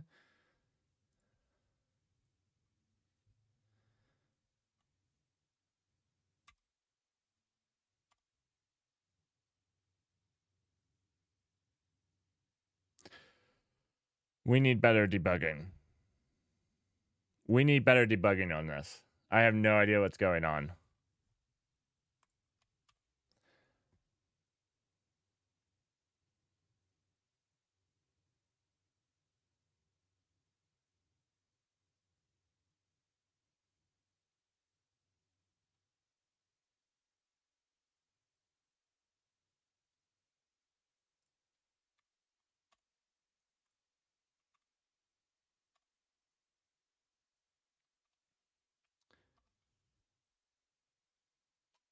The only thing I can think here is that we're not getting a channel subscribe event. We're getting something else.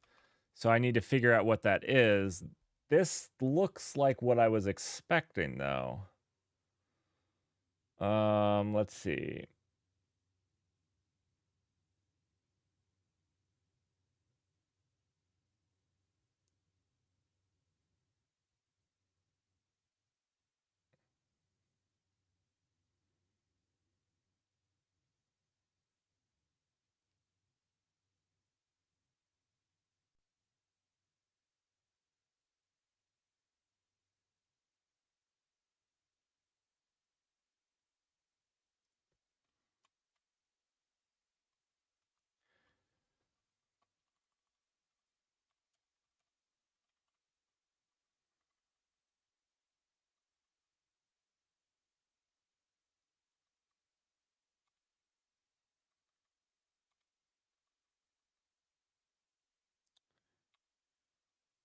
All right, so we can do slash and look. All right, how do we jump to line number? It's 1 second. I don't remember off the top of my head. I need to know this. Vim jump to line. Enter the line number in the command line mode. Line number G in normal mode? Line number G. All right, so 89 G. Ah, cool. 89 capital G, shift G. Got it. I forget, it wasn't 89, was it? It was 86. I was actually pretty close. 86. So this is where the tracing, should we call just tracing? I wasn't calling info, but actually, let me do one test. I'm wondering if our print lines aren't actually printing. I don't feel like that's the case because we actually print lines in other places where we're not doing tracing. Like tracing is gathering this other information for us. Like, you know, these type of things. And it's a channel.subscribe. But I just want to print line really quickly.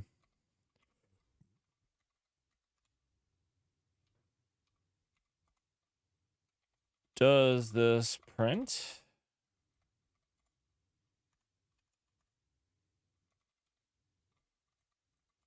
Why is my, oh, 1 second.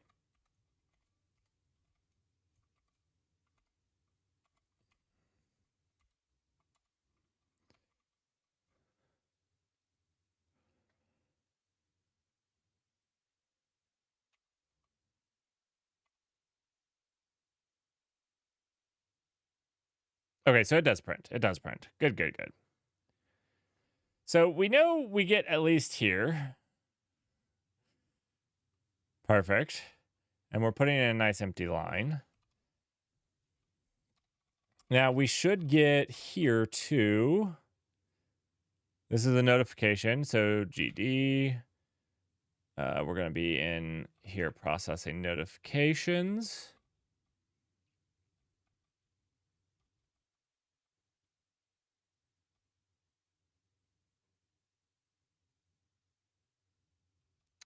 I found the bug, people. I found the bug. I found it. I found it. This is embarrassing. This is embarrassing. We're only looking for this event. Everything else we just pass okay. First, our catch-all shouldn't just return okay. This is horrifying. Let's fix this.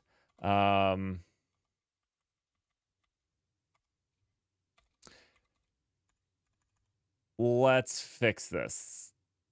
That Van Flix, I'm sorry. This is your bug. I'm going to commit your name in here because every single time somebody does something like follows or raids me and they discover a bug, they get their name forever committed into Git history of I fixed a bug. Now, I'm not sure. I feel like I shouldn't do this. Like, honestly, I feel like this is a bad thing, like this right here.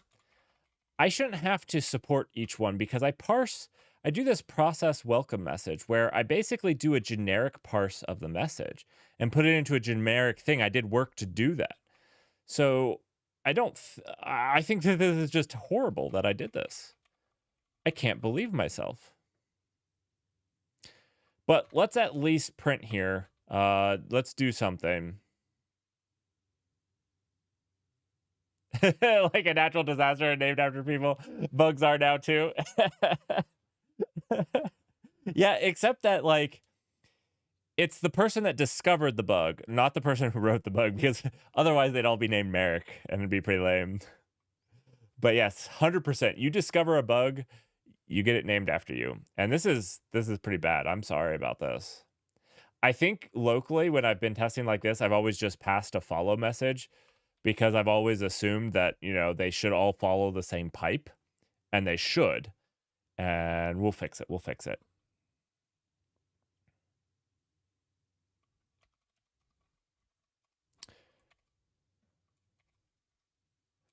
Unsupported event type. Okay, now I put this in here just so that we have this. But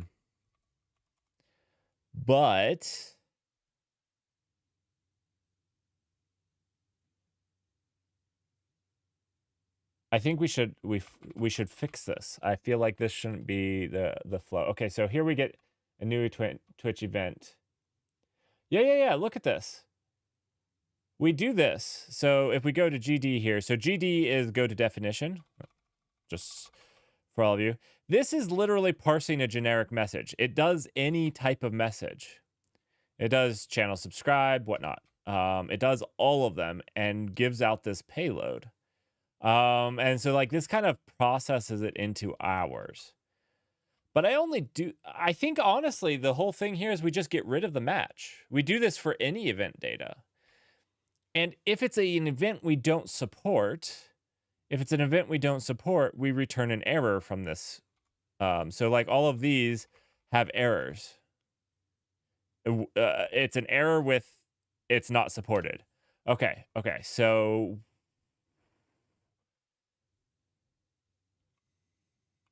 I need a faster way to scroll up.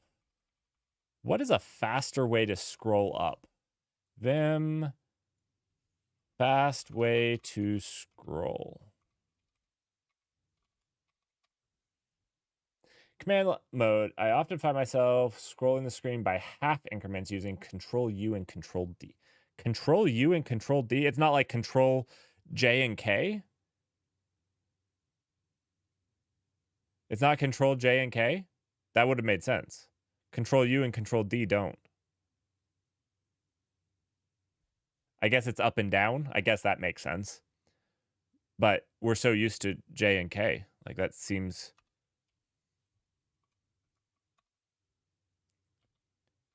Okay. Okay.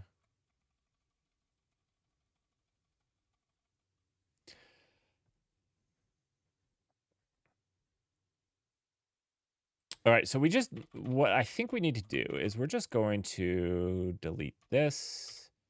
We're going to delete this. We're going to delete this. We're going to move, we're going to delete that. We're going to move this.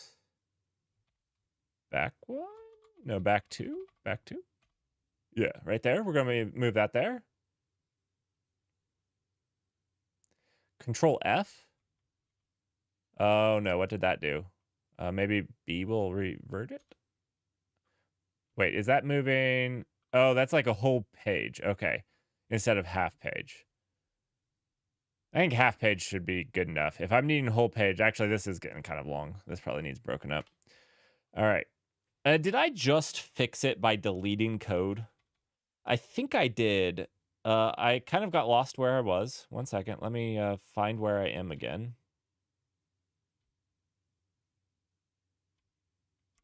Right here. I think I just deleted all that code.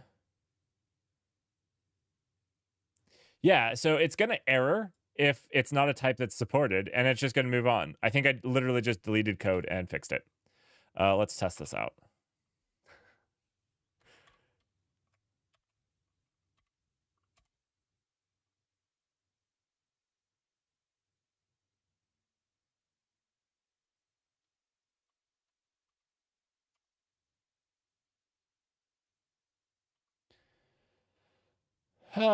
There we go. And this is why I need to replay your events, Van Flick, because you actually get a special message for being a subscriber. We actually prompt the AI a little bit differently. Amidst treacherous dangers, test from user join the valiant party with wisdom and knowledge. They basically, I make it where, like, instead of joining up the party, you like help the party out. Yeah, so you test from users, bountiful spells, mended allies' wounds, giving them strength, renewed in the end. They're unwavering. Anyways, it's supposed to be like, yeah, cool. Deleting code, fixing bugs. I actually love it. I know, like, a lot of junior engineers will be like, sometimes the solution is just less code. Oh, yeah. Let's test a raid. Absolutely, while we're at it. Let's test everything that we support.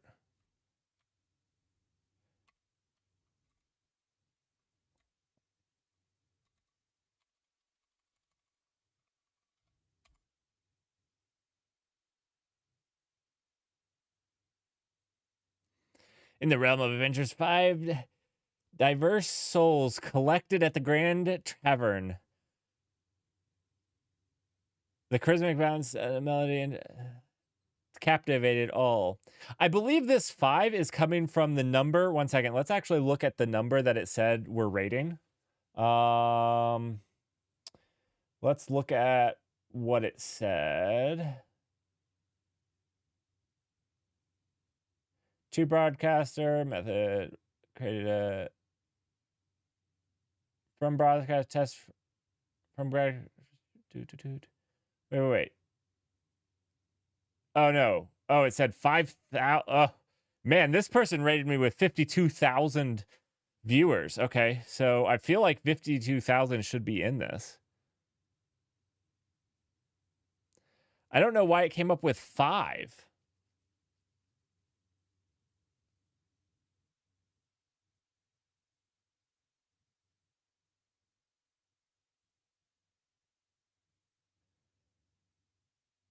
This did not turn out like I expected it to. It has a bunch of names. It made up a bunch of names. Lady Elra, the Elven Ranger. It knows that many viewers are actually bots. Like, no. There was 5 people actually watching that person. 5, please. One second. Let me go look at that. Let's go look. Let's see if fuzzy find is working now. That's not the right thing. That's not the key bound. There we go. AI manager is still broken.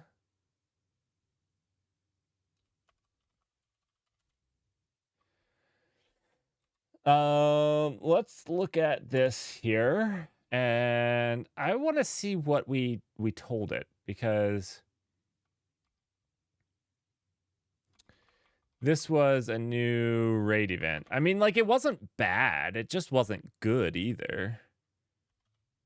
Like, it made up some cool names.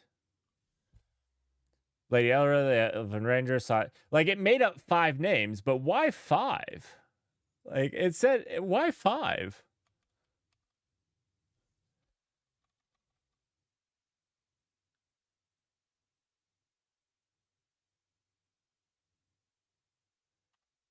Because I screwed it up.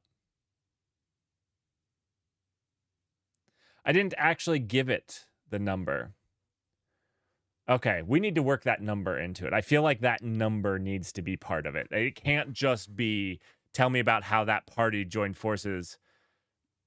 I do love how it came up with an entire party of 5 people. Like, it's like, it was 5. That sounds great. Tell me a story about how X party joins forces for a joint quest. Okay. Let's reword this to one second. How do I go to the end of line again? End of line is what was it? No, not that. Was it that? Nope, that was the beginning. $sign. Thank you. Shift $sign. Well, I mean, it's just $sign. You have to hit shift to hit the whatever. All right. So we're gonna do raid event dot viewers.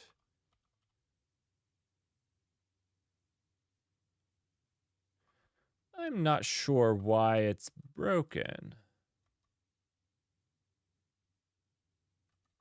Okay, so tell me an epic story about how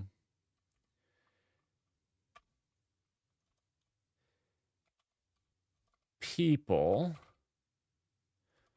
from this party join forces for a joint quest. Let's see how that works. I keep just getting out of them, which is the wrong thing. I don't need to do that.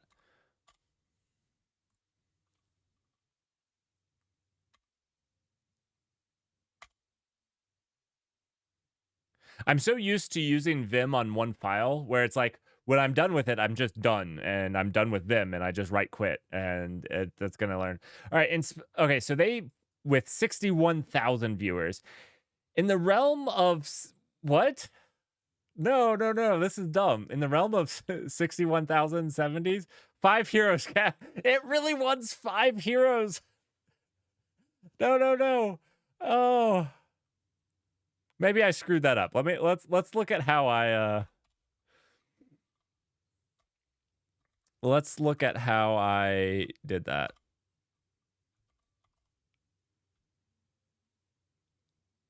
One second. I can go Control D. Control D. That's what we want.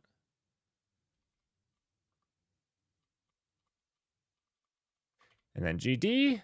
Jump here. Nice. All right. So tell me an epic story about how I thought it was going to be 61,000 people from test users party join forces for a joint quest. That seemed like it was going to work. That still feels like it should have worked. Let's try it again. Just maybe that was a fluke. In the realm of Estonia, 5 heroes. Why does it want 5 heroes? They're trying. Test from user, a rogue with nimble fingers. Oh no, and it made the viewers. It made the viewers a person. Okay, so I got to reword this. Tell me an epic story about how.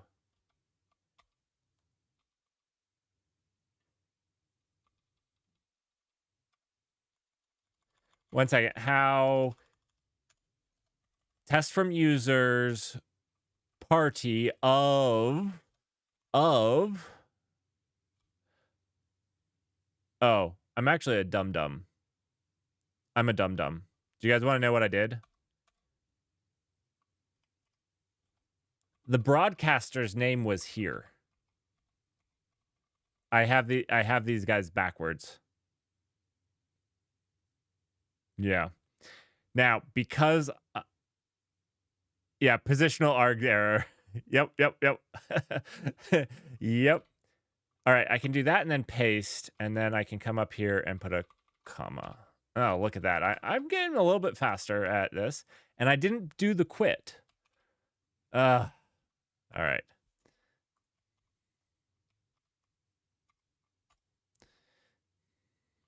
The positional args is also more difficult when you're passing it to an AI because, like, well, it also was coming up with like random like 5 users. In the realm of tests from user,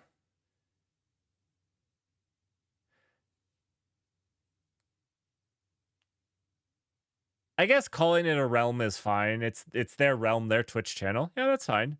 Forged by fate, designed, converged, led by a weary king's summons. They embarked on a joint quest to reclaim the ancient crown of unity. Each hero, from valiant knights to nimble rogues. This is fine. This is fine. It's better than what we had.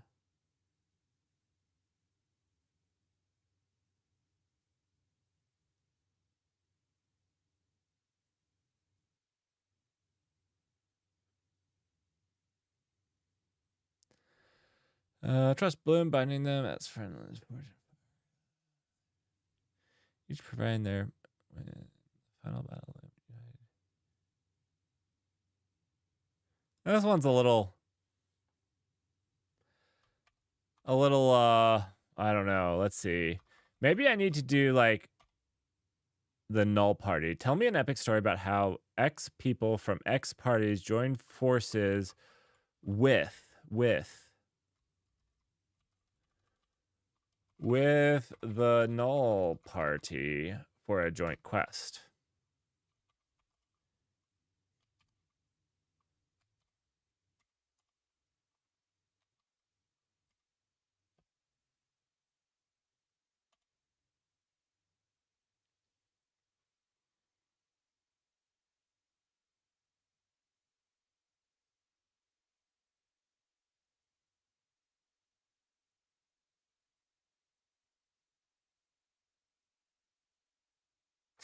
This is better. With Unity and Alien march side by side alongside the null part.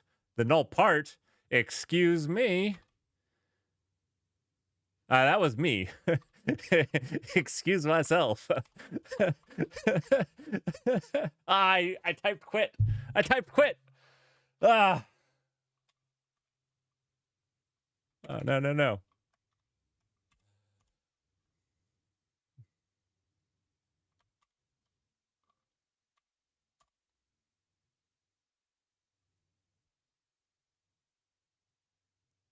I'm whispering to the AIs right now.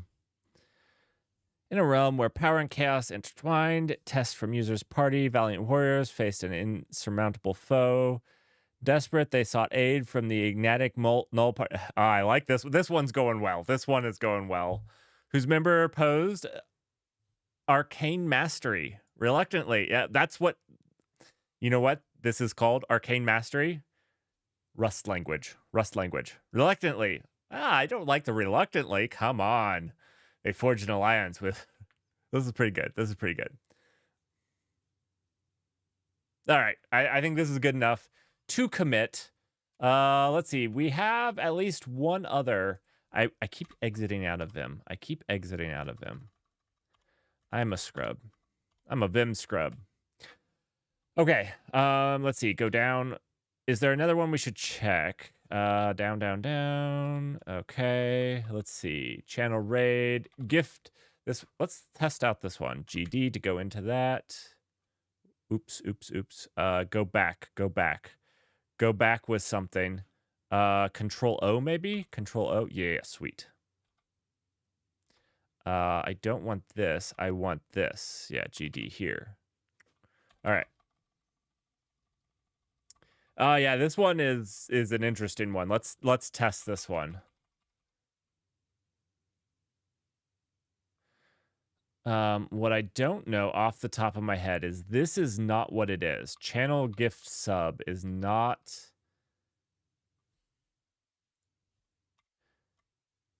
I'm gonna just try to guess. Gift subscription.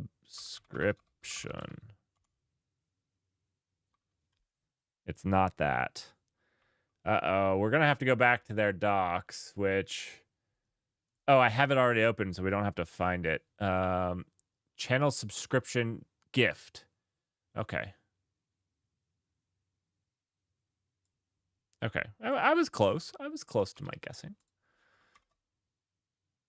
I should have actually guessed that because they had the channel dot. Like, it follows. Up, double dot.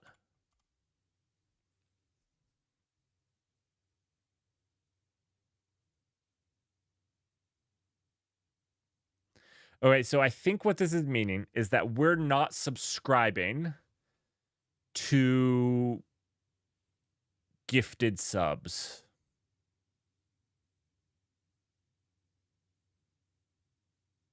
Yeah? Said no. Oh, I shut down the server. No server's listening. Okay, never mind. Never mind. What this is saying is I just don't know what I'm doing. Seems fair. All right, here goes. In a realm of magic, test from user ascended as the grand sorcerer, seeking balance. They bestowed rare honor. So this is what I like. This I think that we did a really good job on this. Is okay, it just made up names for the people. That's fine. I don't think the people's names are in this, but this is fine. And it all works. Okay.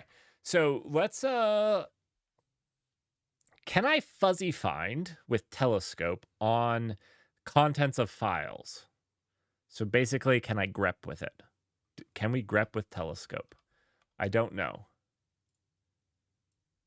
Vim grep. Recursive. That should be in Vim. Really, it should maybe be telescope.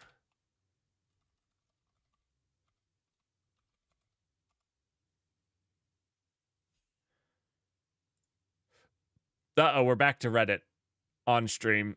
This is always dangerous.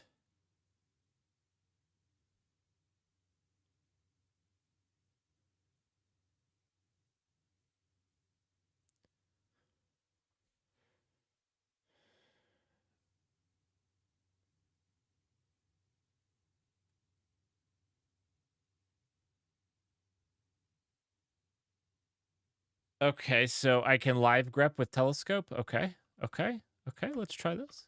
So what I was noticing is I need to clean this does this print up, and I was gonna see if our favorite code editor can just grep for that message really quickly.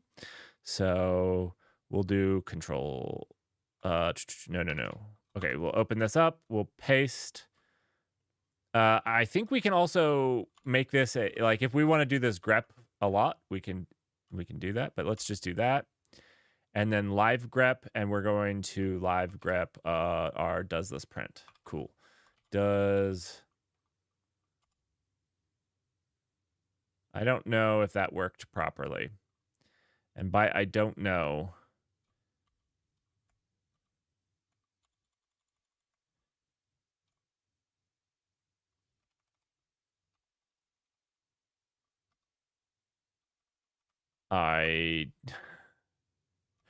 am fairly positive I didn't do that right.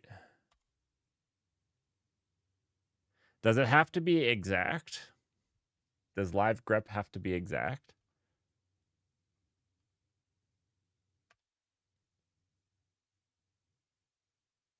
I also don't know if that's recursive.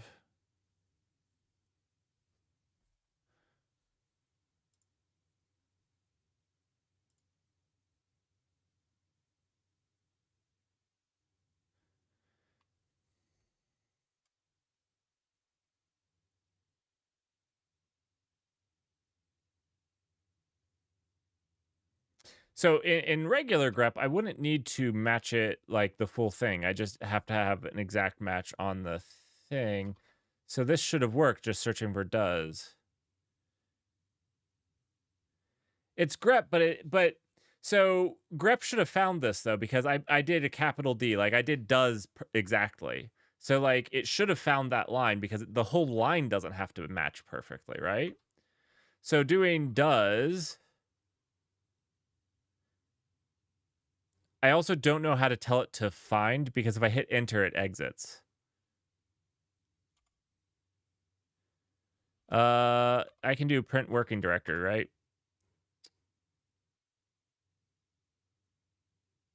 Just type A.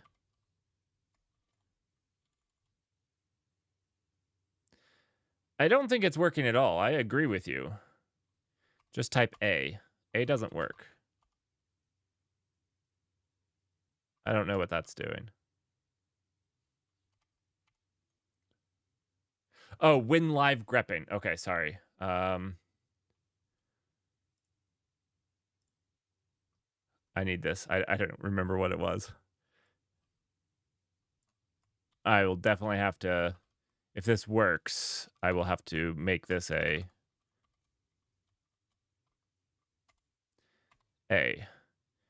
Yeah, like, shouldn't it be showing stuff up, like, as I type? I feel like this isn't working. This is a really useful feature, though, that I need if I'm using this as an IDE.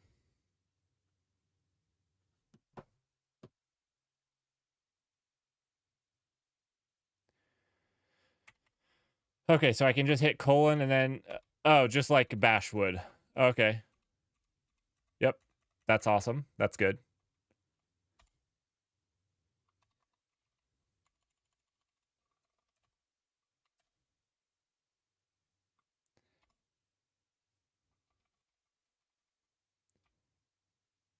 Uh,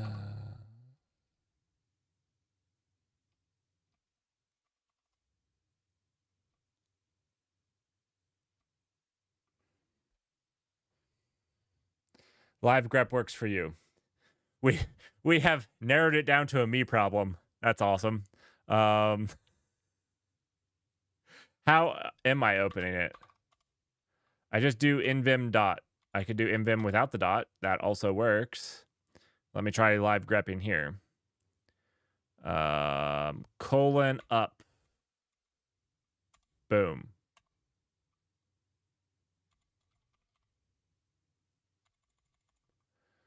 Not working.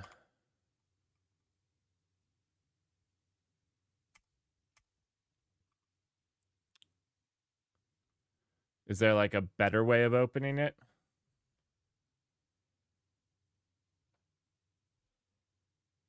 Do find files? I mean, this is also getting stuff from Target, which it shouldn't be. So something is obviously wrong with my installation versus your installation.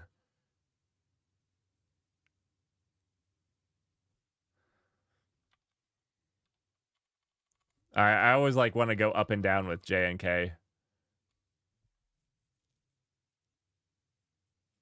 Do I have ripgrep installed? No, I don't. I can almost ensure you that I don't have ripgrep installed. Why would I have ripgrep installed? Like, I don't even know what it is. What is ripgrep?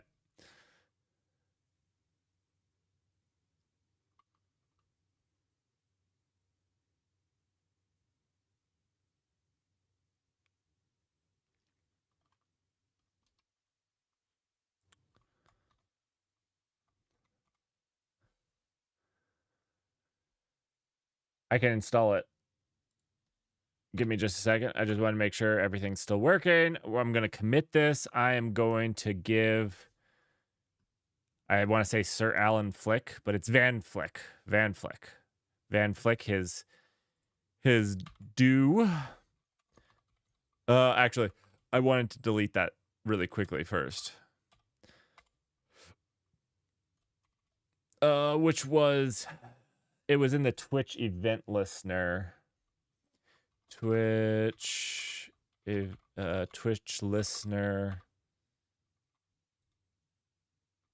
In the WebSocket.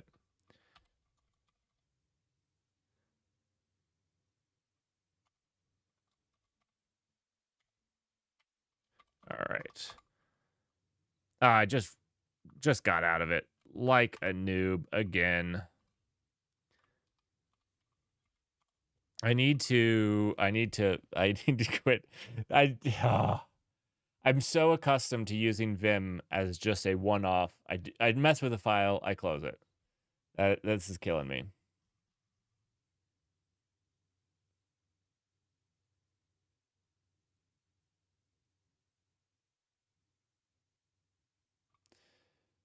Oh, it's RG.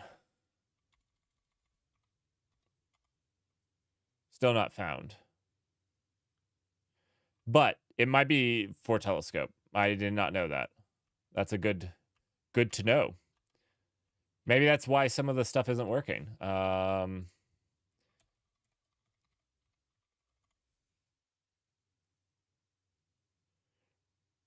Rebind Q to stop me? But then how do I get out of Vim? This sounds like a trap. It sounds like you're trying to trick me to being stuck in Vim. Just rebind the only key to get you out. I don't know of another key to get me out of Vim. So I'm pretty sure that's a trap.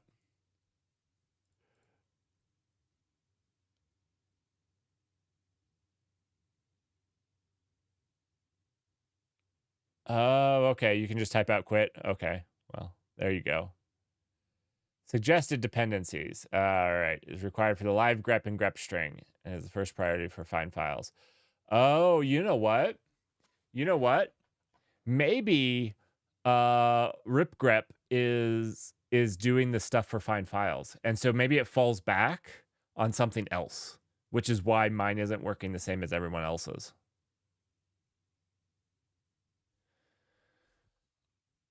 Let me commit this, and then I'll kick off the yay command.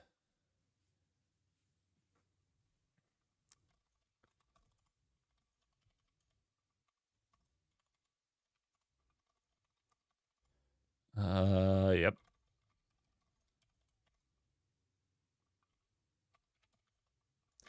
Van Flick bug causing only follows to get messages.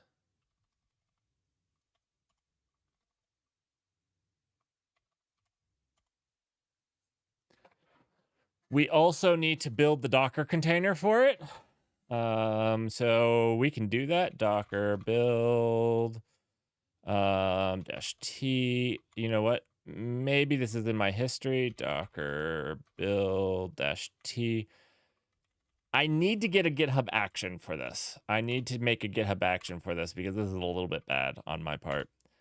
I actually manually do that.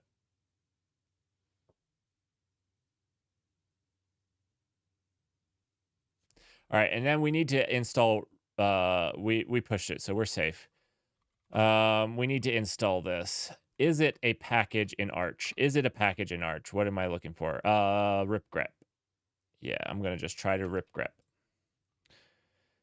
Yay -syu rip grep. Now this is a little bit bad because I haven't updated the system for several days. Maybe even since last Saturday. I think I updated it Saturday. I try to do it every Saturday. This is not great. This is not great.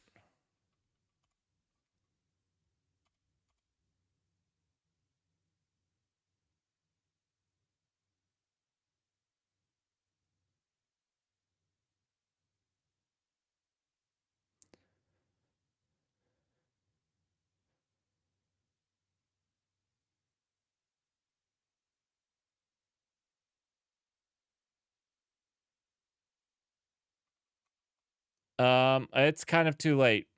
It's kind of too late there, Russell. My bad. So the one time I did yay-s, I broke Anaconda. And it's like super corrupted now. And I don't know what I did. I need to fix that too, because that's stopping me from doing any more of my machine learning stuff because Anaconda is just broken.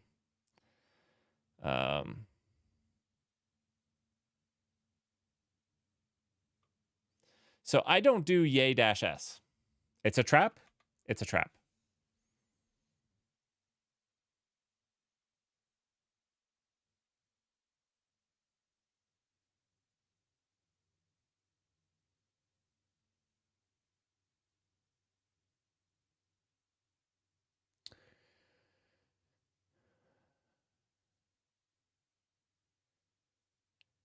Sorry. It kills my internet when yay works. Yay is like, look at that. I need to move. That's the solution. I know it sounds ridiculous, but moving is the solution. I need fiber. I need fiber to stream. Actually, I need fiber to stream and update my computer at the same time. That's what I need.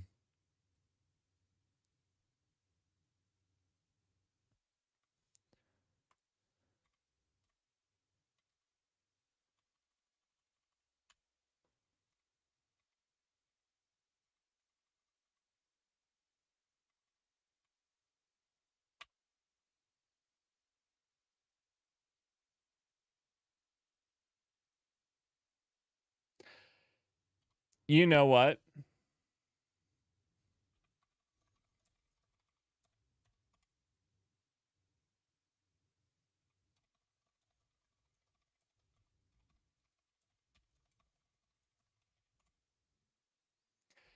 You're honestly not wrong. I feel like we always get into this where I should have updated before the stream. And that's no. You're right. I didn't. And I do before Saturday's stream because I feel that's my a little bit more put together stream. Like I have an activity that I want to do. These I'm not as put together for them. I generally have an activity, but it's more of like, I want to learn this, I want to do a Rust thing, I want to do whatever. Um so you're 100% not wrong. Um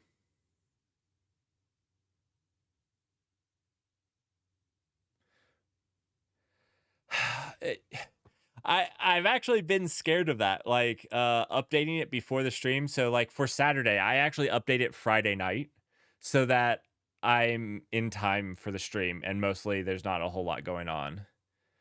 I figure one of these times it will happen and I'll just have a stream out of it. Like I figure like we'll just stream trying to fix Arch. Or I'll miss stream. One or the other. It depends. It depends. I want to do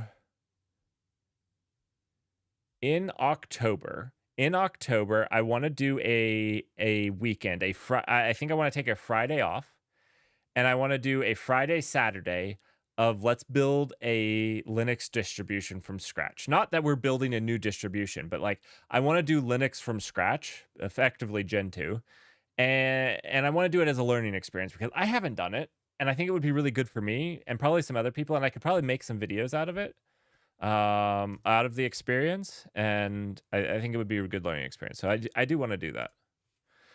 All right, this is something I need to fix actually really quickly. CD front end.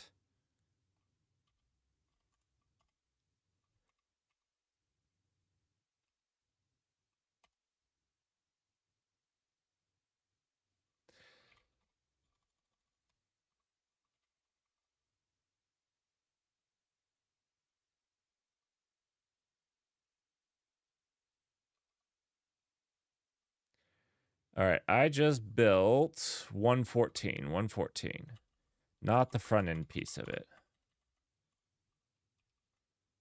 114.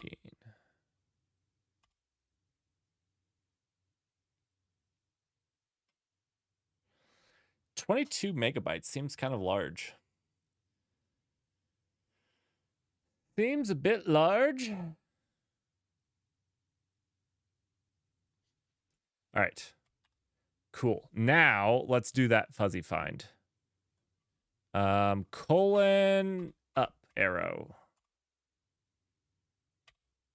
Nice. Okay, I like this. Okay. Cool. Now what we need to do to make this really useful for my little pea brain here is I need that to be a key combo. I need that to be a key combo because the only way I find it right now is doing the up arrow. So that needs to be a key combo. So let's do that. Let's get up here. Let's stop Twitch. Do we just want to, you know what we're gonna do? We're gonna come over here. We need an easy way of doing this.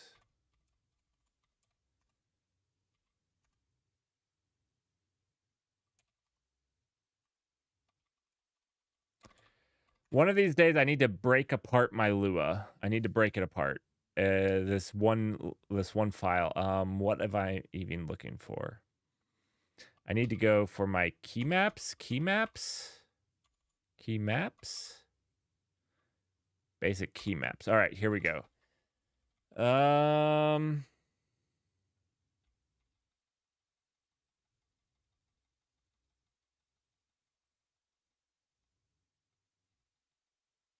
Here's our key map for FE. So we'll just do it right here. vim.keymap.set in. And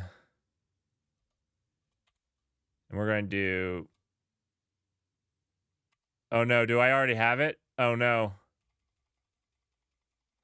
Was it one of these things? I copied and pasted some stuff. Find files right here. No. I already had find files. It was live grep. FG. Huh.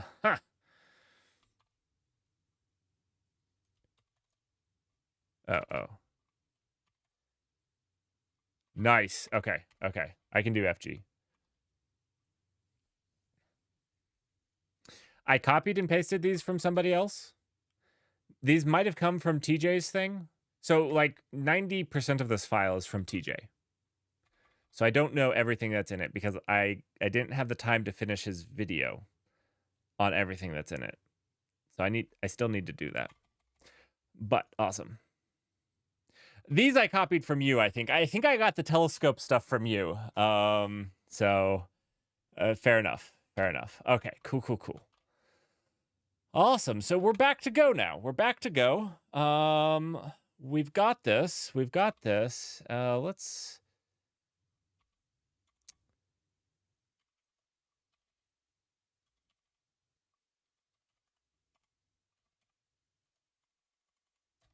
Oh, and check this out. I masked Vim, so if I do Vim here, I'll do the Neo Vim. Like, very nice. I like that. Actually, I forgot though. What version was this? 114. Cool. Our stateful set, and we need to up it to 114. We don't need to deploy the front end. No changes to the front end. Just this. Shift $. Nice. 114. Write that. Apply -F. Twitch alerts. Stateful set. Boom. Now, raids, subscribers, all those things should start working on our Twitch alerts. We'll check that it's actually working. Let's see.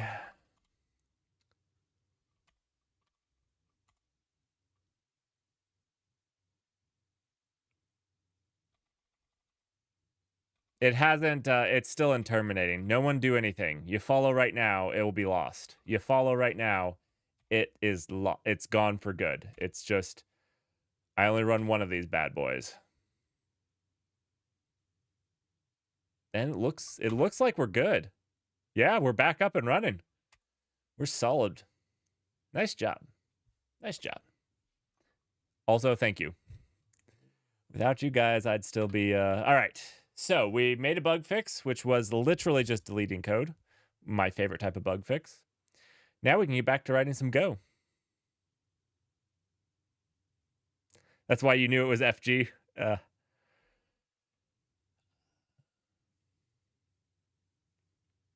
All right. So what I want to check now is also did find. Ooh, actually, let's get back in there. Did fuzzy find fix itself? Oh, look at this. Russell. It's fixed. Nice. So it's now using the get ignore. So previously it wasn't following get ignore, so it had like the target and all that garbage in there, so it was getting very difficult. You couldn't do like AI because like the AI manager service doesn't have a whole lot of stuff in it. You know, just these files really, and then our migrations. Oh, Russell. Did you subscribe? It doesn't say you subscribed.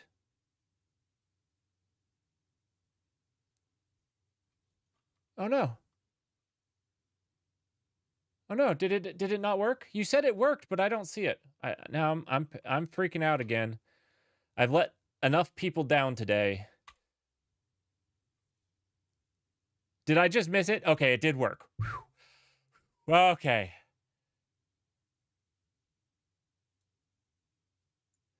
Noble Bard. Thank you so much for the subscription. I super appreciate it. You guys are fantastic. You guys are fantastic. I have a lot to learn as a Twitch streamer, and you all are awesome. You actually are a lot of a very fun community, to be honest. I assume most communities are fun. Although some people seem like they're pretty toxic, but you guys aren't toxic at all. Oh, sweet. I'll have to check that out. That's awesome.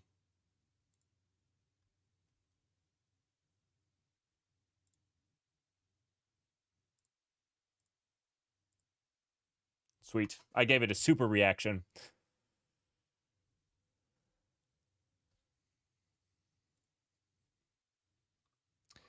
With you all, actually, this I might actually get a paycheck from Twitch. Might be. I think you have to get over like $25 or $50 or something. I just know that I've never been close. I just know that I've never been close. So Label says you're toxic. So you guys are like a fun toxic, you know, like, I don't know. I grew up with brothers. I grew up in a large family, and like, I don't know, siblings are kind of that fun toxic. They're going to tease you. They're going to make fun of you when you like screw up, but like in a fun, loving way, not like at least my siblings, not like in a mean way. I don't know if that makes sense at all. Maybe it doesn't. You also get moderated the most, Russell. Talking about your nuggets in here. I can't believe you would throw your nuggets out like that and force us into the C# realm. That was hilarious. Tech is a little bit harder because like I know somebody else got moderated for shouting for like they were doing an environment variable. Like they were telling me the correct like I had screwed up my environment variable and it was like stop shouting or stop all capsing. And I was like, "Oh, they were actually good." All right, so we can get back to Eddington. I don't even remember what we were doing. Let's see. Running in debug mode, check a user in a database. Got this. Okay, so what we really should do is check for the header of user ID. I think the best way is to do this is just to make an endpoint. We're just going to try to vim it right here. Let's just try to find fuzzy find. I think this is the right way. So we're going to API. Let's just do a user controller, something in the user to like get the context of the user.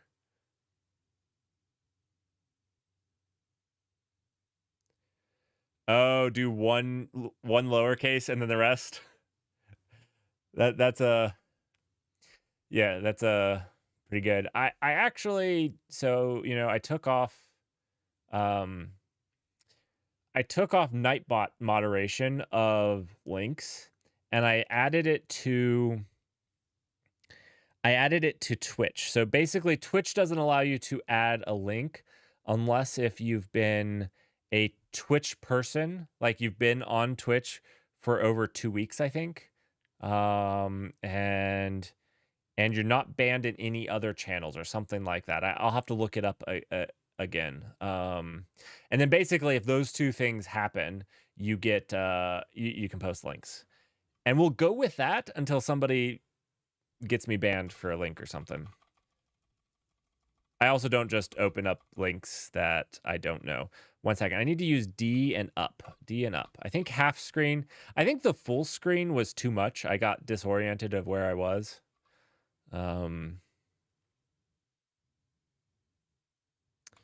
So here, I think I want to just do like something like this, but just like the user context.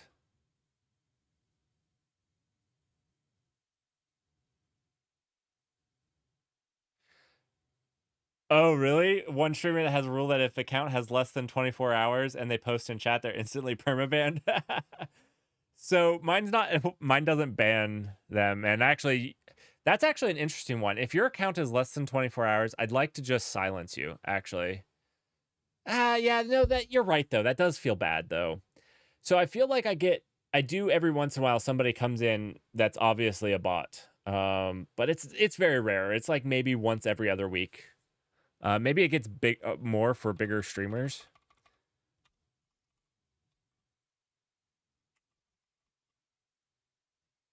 I really like this. Like this inline stuff here. I'm ready. I can't wait to get Cody in on this. I want to see how Cody works with it. But that's probably a good point. Feels bad for new people just started on Twitch. They might have watched my YouTube videos. They might have come here to ask a question, and then to get auto banned would feel really bad. I would not do that. That would feel really bad.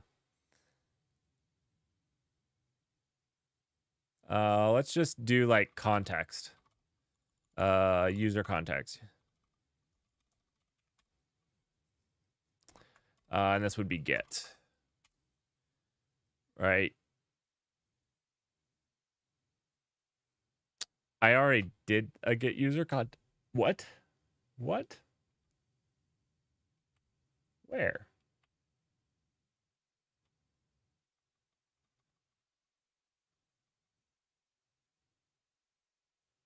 Oh.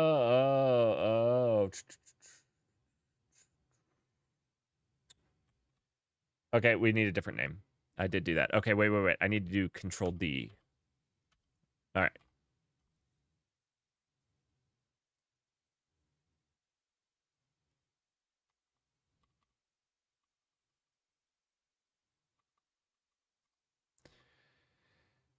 Let's see.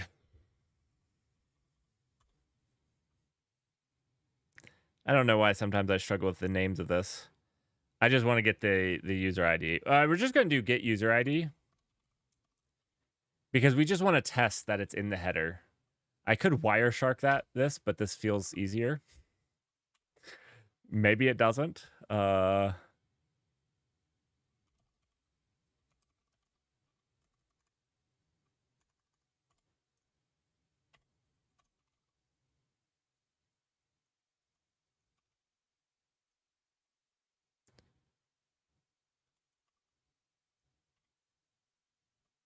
And then this should be in we're adding it to the request header. So this should be r dot headers.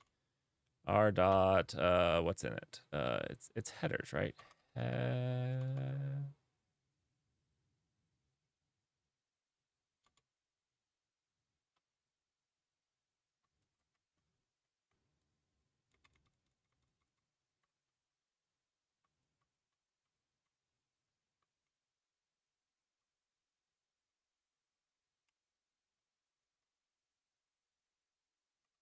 Oh, you know what? I think it's because I didn't do that.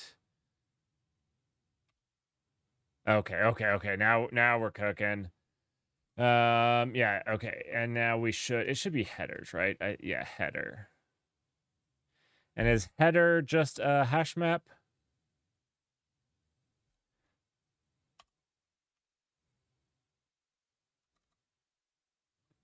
We can just use get. User ID.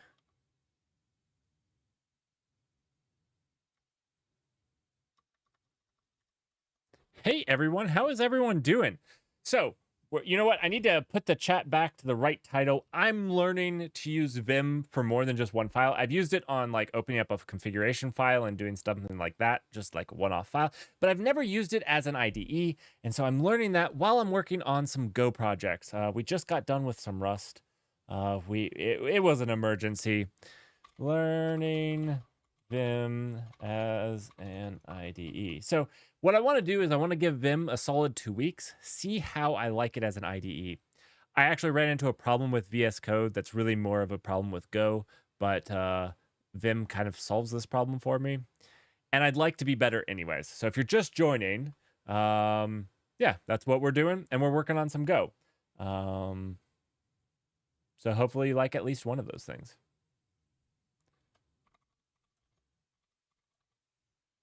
Updated my tile. We had an emergency. My Twitch events were broken, and that felt bad. You know, they feel broken more often than they're not broken, which also feels bad. Let's run this.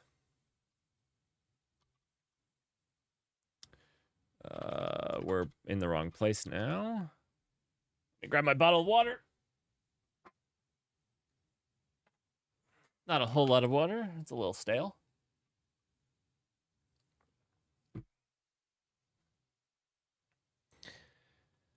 All right, we're in Eddington now, and we're actually working in the API. And then we'll just cube config, run this.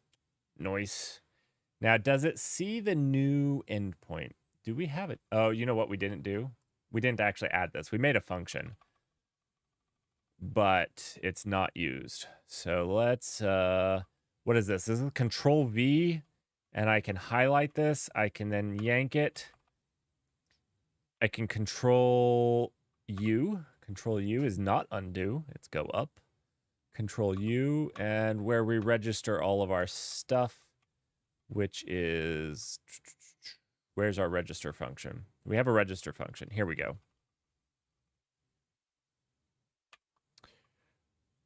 You know, I'm just going to paste this like that, and then I'm going to yank this, paste that. And then we can just do, oh, wait. I know how to do this. This is DIW, boom. And then we can do I again, get user ID. I'm kind of impressed with myself that I remembered that from one use. I won't remember it tomorrow, but this is why I want to use it. I want to get fast because it's those types of things that make you very fast at it. This will be a get. We'll delete that. We'll write. And now we should be able to run this, and we should see, actually, one second. I think we changed our context. That was close. Let's switch our context. That was very close. Get config, use context, kind. Yeah, okay.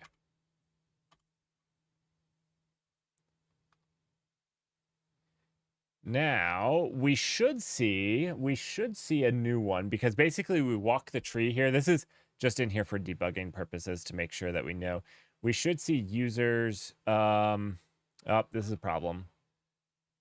It's at the same route. So we're just going to make this user ID. You know, we don't have to do the user. That's redundant. Just make that ID. I might overwrite the quit. I might do it because I'm almost did it there. All right, now we have a user's ID. Let's postman that.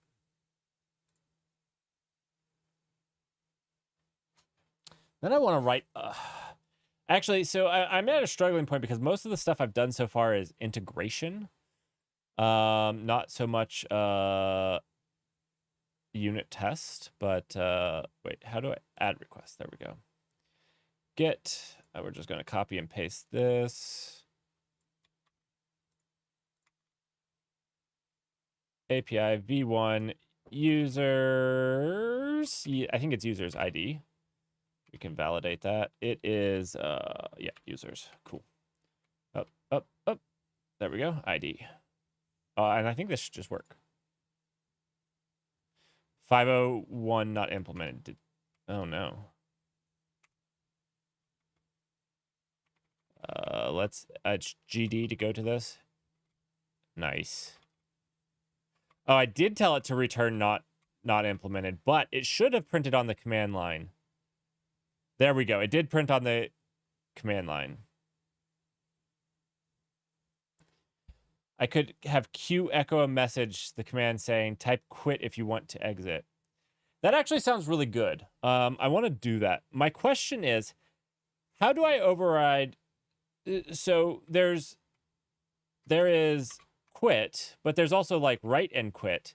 If I override Q, will it stop both of these? But if I do W and Q, will it still write it? Like, will it write the buffer out, but not quit? Or will it just ignore the whole command? Or will it work because it's a combo command? I don't know. I've not used Vim enough.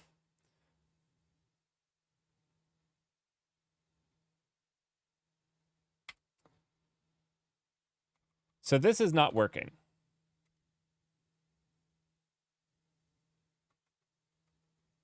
You know what we should do?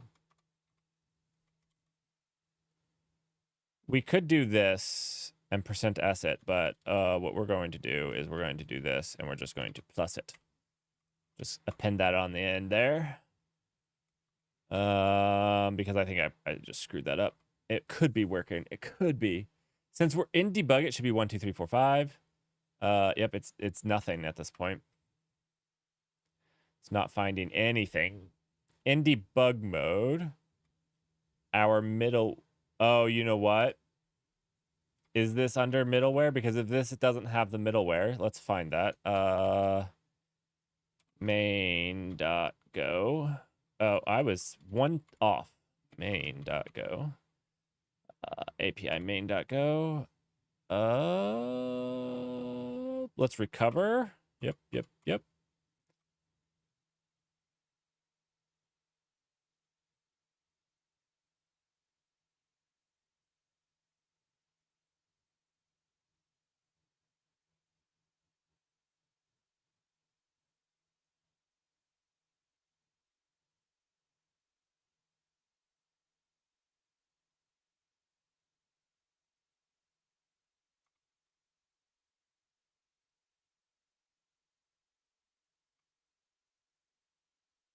Okay, if I'm doing WQ, I could just have that to write, and then Q would still quit.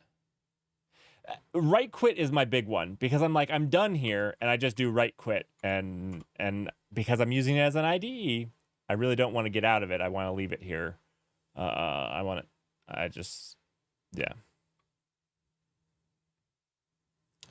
All right, so here we're setting up our different middlewares for authentication. What I wanted to check was for the users, we do have our session middleware is going. So let's jump into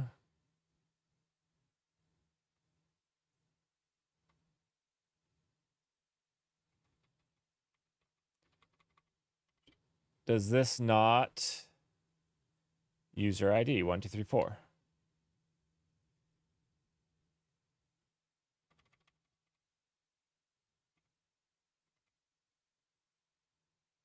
With value returns a copy of the parent in which the value associated with key is val.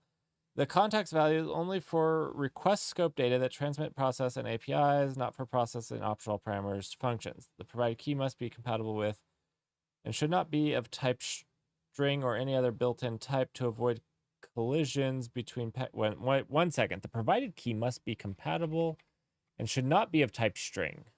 Uh-oh. What?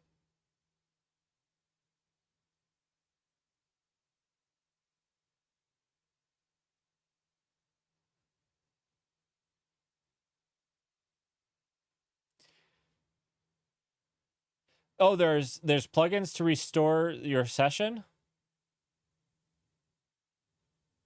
That would be cool. Do you use one?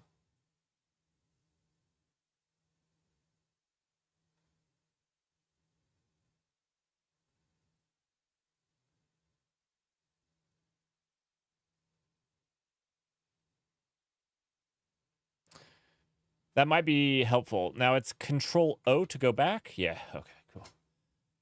So this is adding it to the request context. So I actually need to, I'm actually getting it from the wrong place here. I'm actually getting it from the wrong place. Can I Control O again? I can.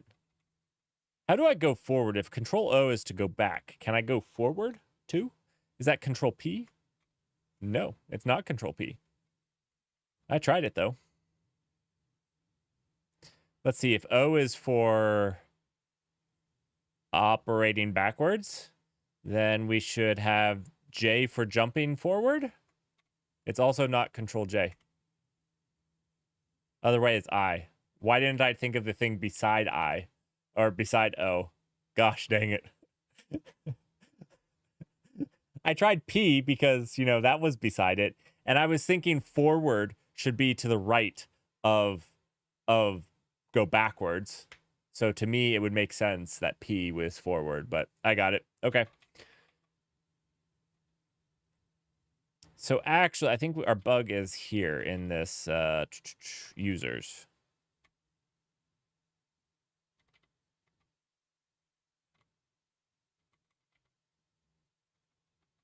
I don't think we want to get this from the header. We need to get this from the context.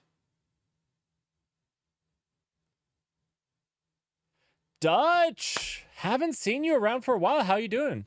I hope you've been doing well. I know, Dutch. I know. I'm using Vim. I wanted to give it a 2 weeks because this is it. I've used Vim for like the last 4 years where I have used it to open a file, like a configuration file, you know, an Etsy file, whatever.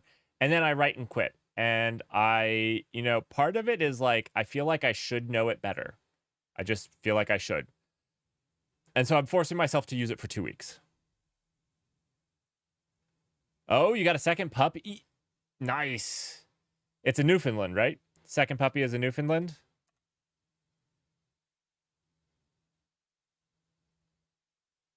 You know how to visually copy stuff? Right, right. That, you know what? I think you joined last time and said that you had a golden retriever because I haven't seen you for a little while. I've been worried about you. And I think you joined Saturday maybe and said you got it. It's good to see you. I do believe Van Flick gave you a sub, though, so you shouldn't get any ads. I think that's the only thing that you get on my channel. Other than a custom subscription message, you get a no ads.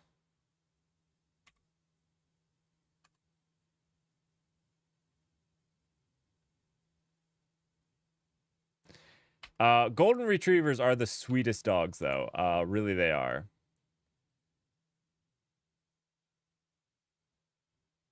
This is NeoVim.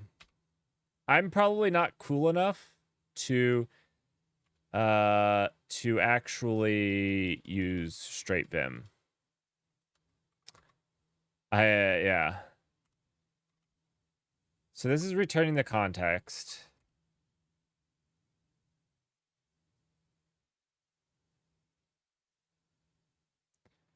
There's a get value.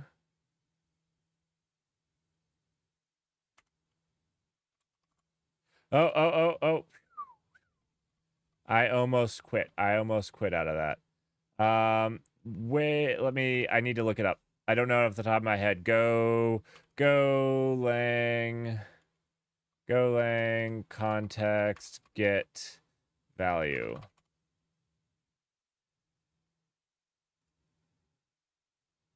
Actually, so one of my biggest complaints with Golang's threading is their context. I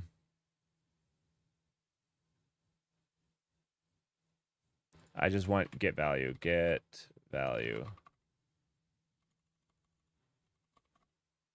Not here.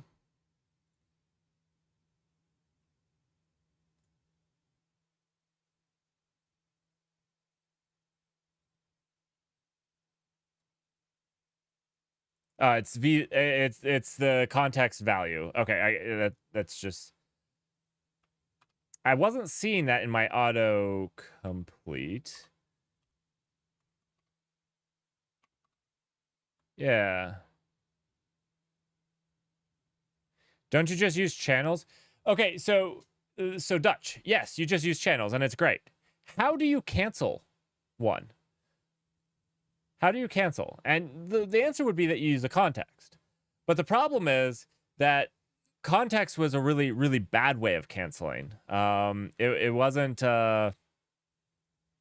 It also didn't allow you to return information with the cancel. So, like, if your thread wanted to tell it something that you hadn't already done.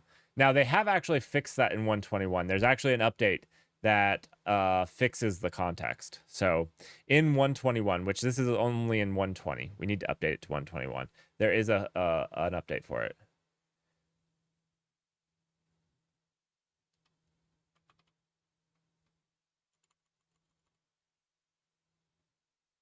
Oh, this is the method. So I had to call context. That's why I wasn't seeing value. That's why I wasn't seeing value. There we go. That closes the channel. Right. But what if you want to signal a channel to stop? What if you want to signal a channel to stop, but you don't want to just close the channel? When you get into a little bit more,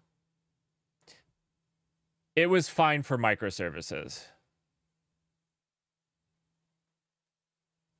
I'm sorry. You know what? You know what? And I feel bad about this. I'm going to flip over there really quickly, and I'm going to close it. And you know why?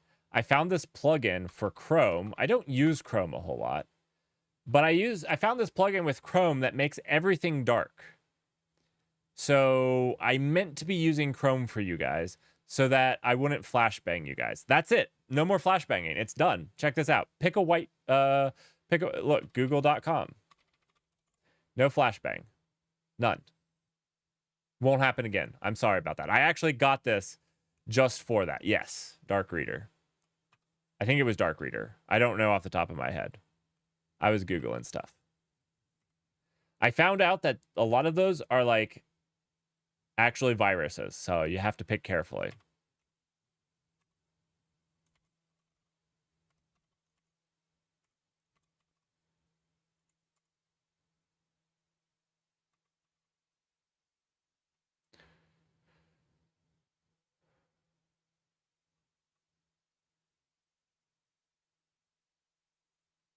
This is an Annie.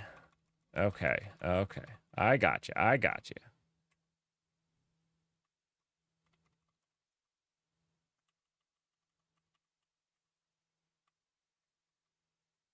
Maybe I don't have you. Wait. Oh my gosh. I should have just gone out of insert mode. That was horrifying.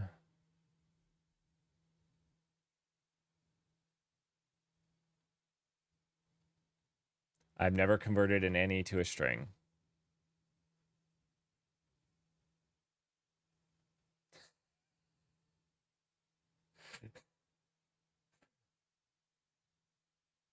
Some websites do look bad with it. Like, it doesn't do a good job. Like, here's the share button that's effectively black.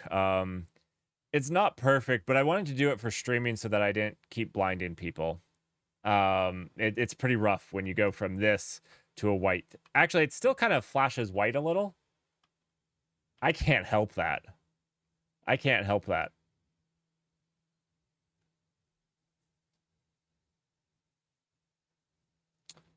What was I looking for?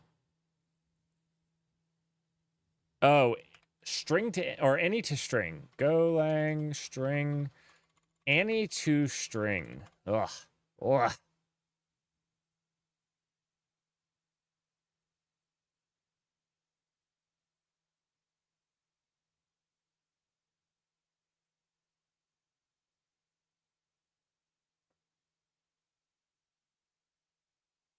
Oh, okay. I thought this would have been.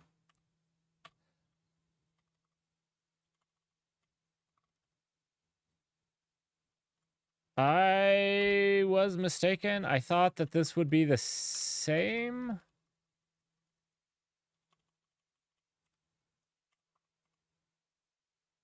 I thought you could do it either way, but I guess you can't. That's okay. That's okay. Not implemented. 1, 2, 3, 4. Perfect. Got it.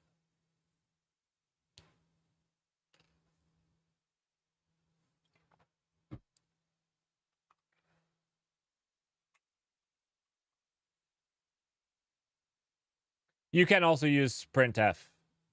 Yep.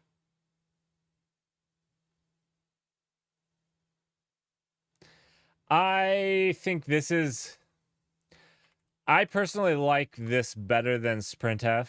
And the only reason I say that is I think that this is more explicit.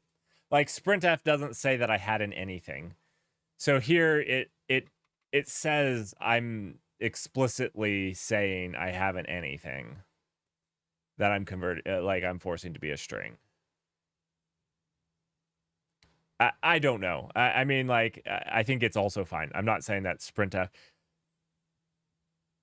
Yeah. I just try whenever I do any of these type of things. I try for it to be the most explicit way, where when you're reading it, you don't accidentally not understand. I'm not always saying that I do that because sometimes it's personal preference and like what you've done a lot. Like I think if you were a C programmer, this would be less. Maybe that's not true. I was going to say this was going to be less, but maybe not. But anyways, I'm just saying like not this one specifically, but sometimes it depends on where you're coming from, where what's most explicit for you.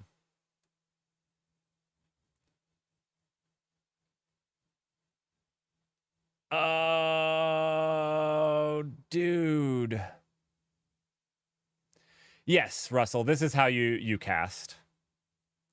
So basically sometimes you can have a constructor and I think this is me flipping between Rust and Go too often.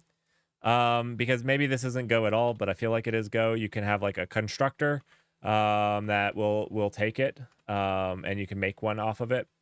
But how you're going to cast is just a dot and then the thing. This right here.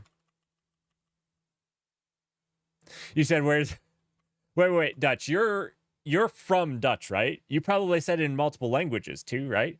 I assume that people that curse. I said people that curse, like that was not the majority of people. People that when they curse that know multiple languages, that they curse in multiple languages.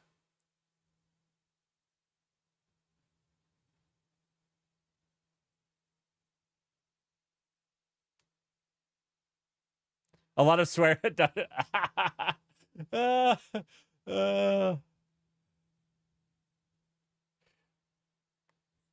So, fun story. I was in Russia, and I was with I was at an orphanage. I was helping at an orphanage, and this was a long time ago. I wasn't in Russia recently.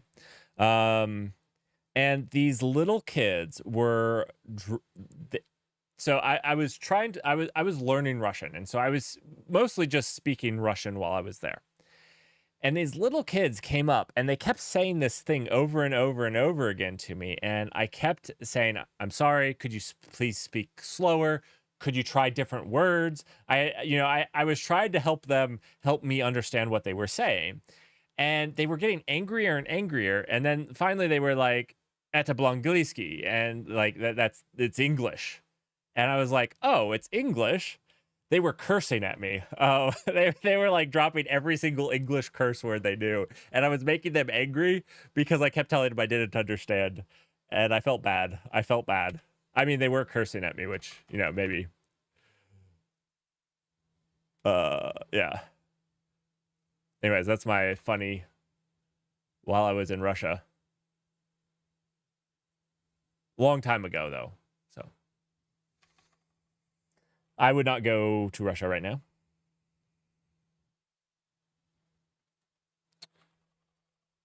All right, we're good here. I think this is fine.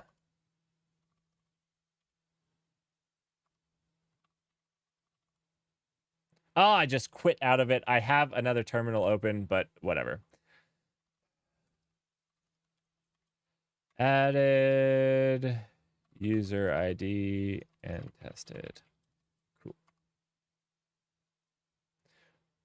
So actually, that's why I learned Russian in the first place, because when I was a child, I was fascinated with the Cold War. Uh, not like a morbid. I really liked history. I'll make fun of history majors, but I think history is really cool. I like learning about history. Cold War was interesting. The politics that go into something like that is.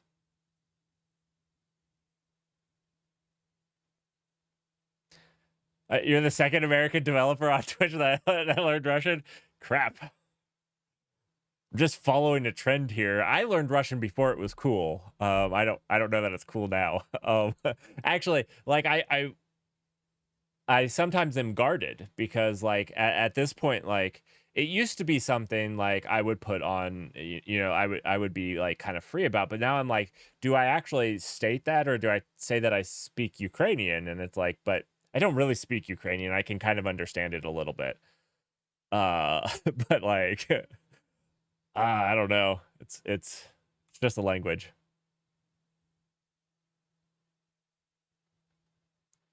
Well, I know, Russell. I can't help it that I learned it before 2 years ago. That's my problem. I learned it when I was a kid.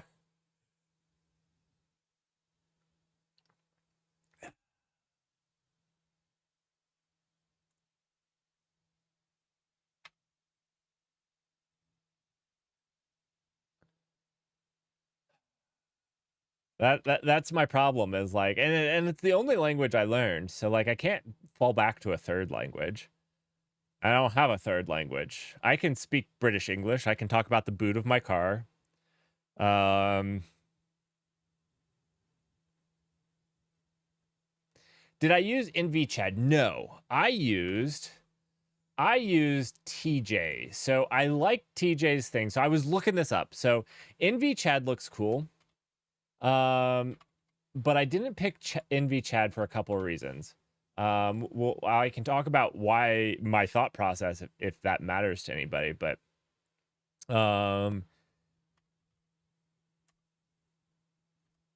TJ, I think this will be.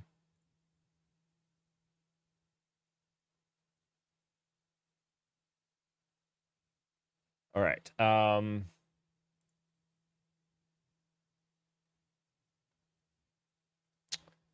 He has a getting started.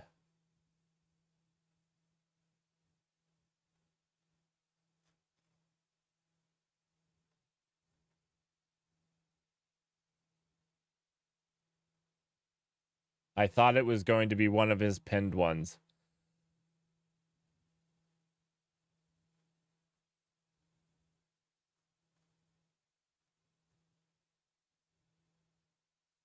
All right. Well, anyways, I can find it for you. The reason I didn't go with NVChat was because, to me, this right here is Visual Studio Code, and I would just use Visual Studio Code probably. Like, to me, this wasn't SpongeBob Neovim. Yeah, it is very TJ. To me, this is just replacing Visual Studio Code with my terminal. And to me, and I'm not hating on this if this is what you want, because obviously you still get the Vim, but you can get a Vim plugin for your Visual Studio. So, you can open up Visual Studio, and you can get a Vim key bindings for this. So for me, what I wanted to do when I was learning it, and why I went down this path, was I wanted to rethink how I work in an IDE. And for me, it's an experiment. Maybe I'll hate it. Maybe I'll love it. Maybe I'll come up to a compromise. But I wanted to not think about trying to make it like my Windows that I was so accustomed to 5 years prior. Like, I wanted to try to stay away from that. I wanted to, and do that. So what I liked about TJ's was it was basically a framework to yeah. We'll just open it up over here since we're over here.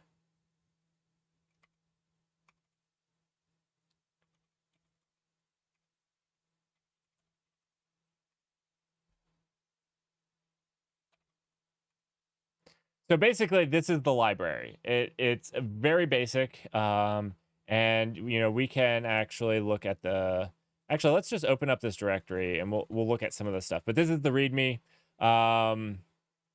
basically that goes over what he did. So I actually forked it from TJ's stuff, and so I can basically keep my own thing. And so if somebody likes it, they could just clone mine and start with that. So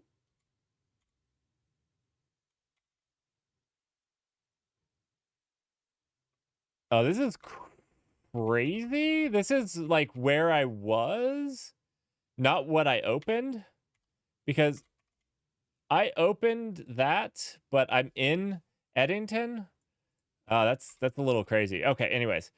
So I liked this approach. I liked this approach where I'm kind of building it. I'm learning this way. I'm learning quite a bit, like how to make key bindings and stuff like that, and whatnot, and setting it up myself. So for me, it was a pretty big learning experience, more than replacing Visual Studio Code.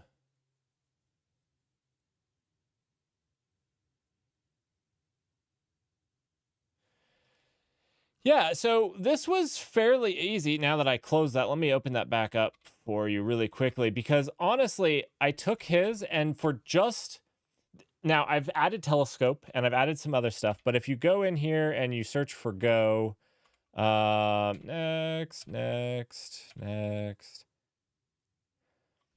So I added this basically on a write, on a save. I organize imports. I also want to do FMT. I don't know if I can do two commands here, because I'd like to update this to actually include FMT. So I like it to format. It should. Can I do like a? I don't know if I can do this. I'm gonna try. Source dot fm. We're gonna try format.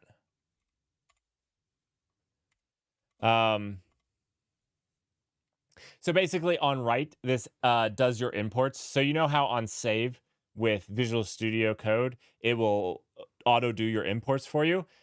Now this does it. So that's this here. Let's see. I have something more for. So basically, this is already for TJ's thing. This is already installed Go here. And then basically I think that's all I did. All I had to do to support Go. So Go and Rust were pretty much supported out of the box. It was nice.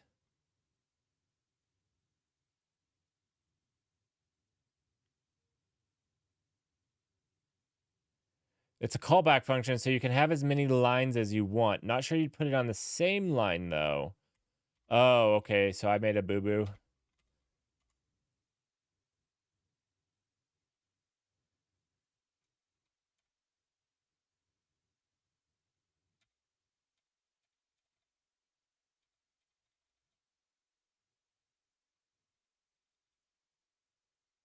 Oh my gosh, why can't I?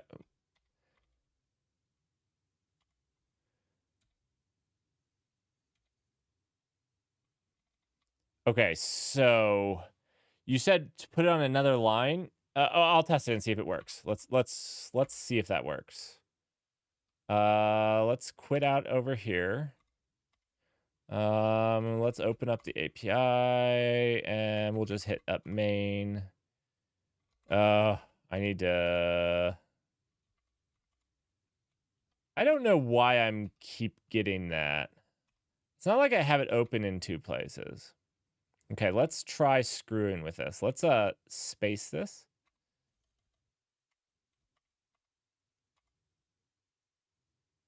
Didn't seem to fix it.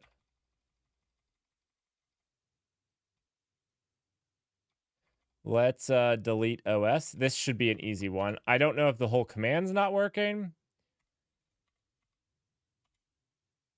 The whole command's just busted at this point.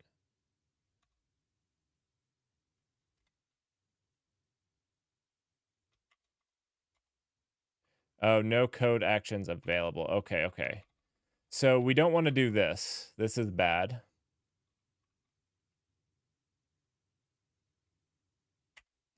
I don't know, Dutch. I don't know if I'm back to Zellage. I needed it today. I needed it today because we were testing my my Twitch alerts, and to do that, I have to literally be running 3 different panes with a fourth to monitor the Kubernetes cluster. So like, I needed it today. I don't know. I think I want to go back to getting Wes-Term to do it. I think I want to get Wes-Term to do it because that's why I'm in Wes-Term, because I think that would be the simplest thing, because this is all I needed from it. I don't need all the other, you know, all the other heavy stuff that it does. That's not what I'm doing it with. And I don't need to reconnect or anything. Just learn Tmux at this point. Everybody might as well learn Tmux. No, no. Oh, I'm trying. I can't learn so many commands at once. Okay, we need to fix this though. Okay, so we can't do this. You said it's a... Oh, okay, I see what we need to do. We need to just do another line that does this. I got it. Just do this, yank that, P that, jump over here. Look, right now, while I'm learning Vim, we're not learning Tmux or anything, okay? We're just going to shelve that project for later. I'm going to learn Vim a little bit better. You know what? Oh, shoot. Undo that. This is what? WID? No, I screwed that up. DIW. I had flipped that. DIW. Format.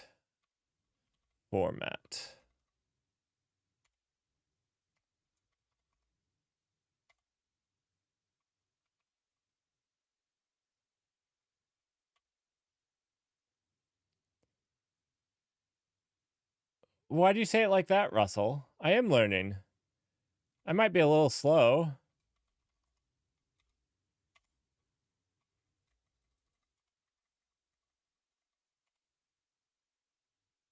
Why does it say I need to recover this every single time? No code actions available.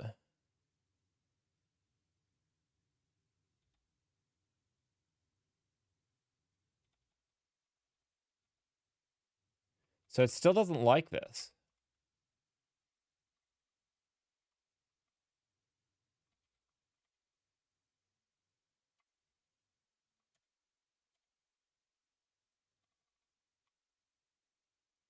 Is it saying this is bad? One second. If we take this out and write this, does it work now? It still says no code actions available. But I know that it's working. Like if we delete this. Yeah, see, it adds it. It says no code actions available, but it's working.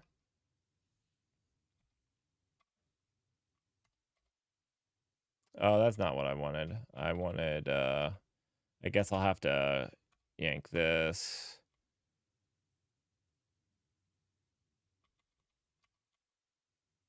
Oh, yeah. And 1 second. 1 second. DIW. Gotta remember it.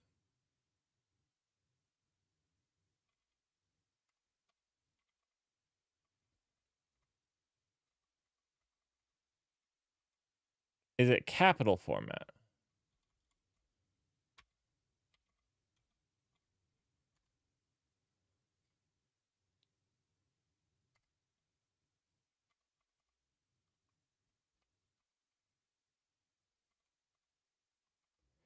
So I'm going to get out of that.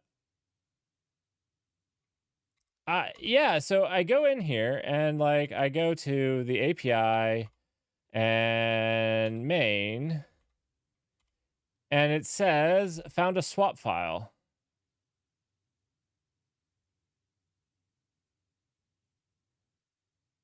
But I recover. So like shouldn't when I save, shouldn't that like fix it? Because I just saved it?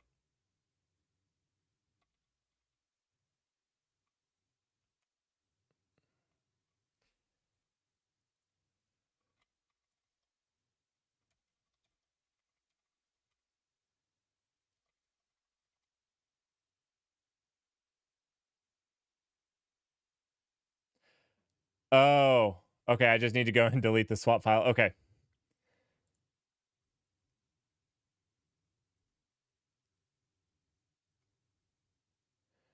All right. This is what I want. Go format command. Oh, it's saying that Go imports does the what?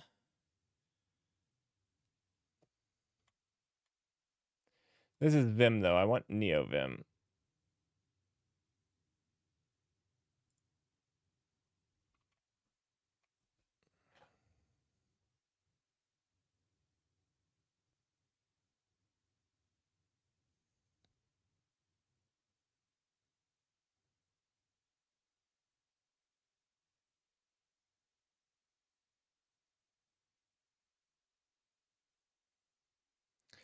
So I need to just do this.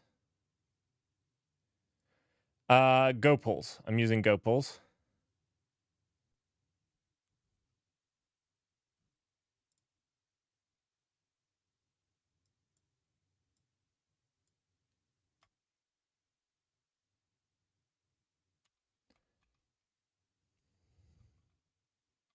So do I just put that in here?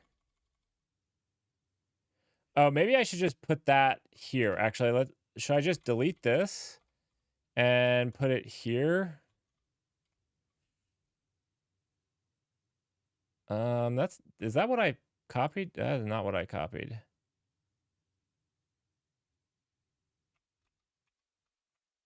I just want this, right?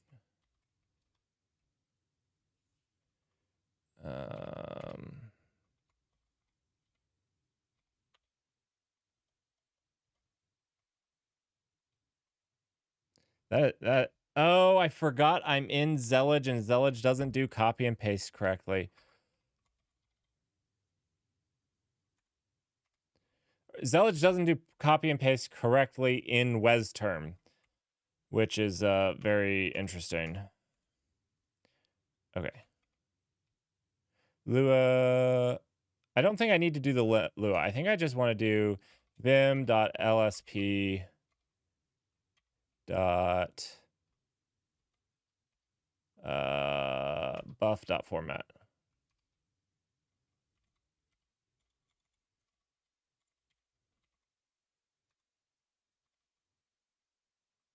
Can I just do that?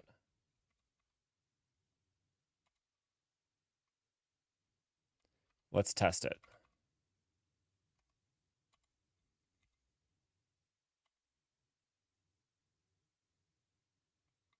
I will try Command Shift V next time. I don't have a command key though, because I'm on the superior operating system.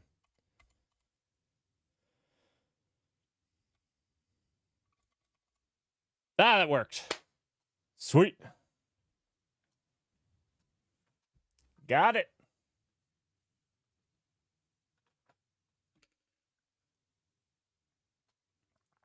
Dutch, if you want this this Lua file, I can push mine. I haven't actually pushed the changes and stuff I've made to it. I can push it if you're interested in these things for Go. I know you do Go as well.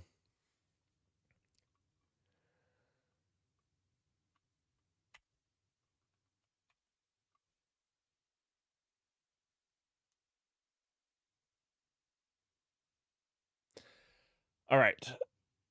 So let's see.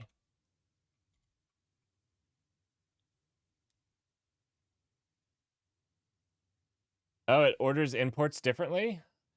I like this. So no, I don't actually like this. This is bad. Never mind.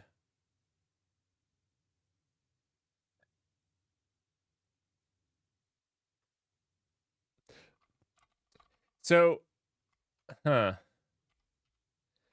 this is okay, I guess. Oh, did I delete?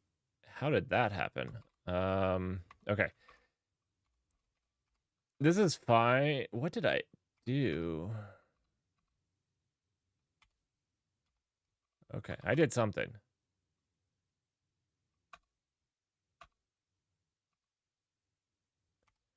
What is it doing? I just deleted this line. I deleted this empty space and it's flipping out. 1 second. Why? It's like adding an A to this and deleting. Do you guys see this? See you later, Adotto. Thanks for joining. Are you guys seeing this? Like, check this out. Like, check this out. No problem here. We got these two imports. I delete the line in between them. Okay? Should be no problem. We have PB and we have a app. Watch this. It goes to a app. It leaves off. It leaves off the string termination here.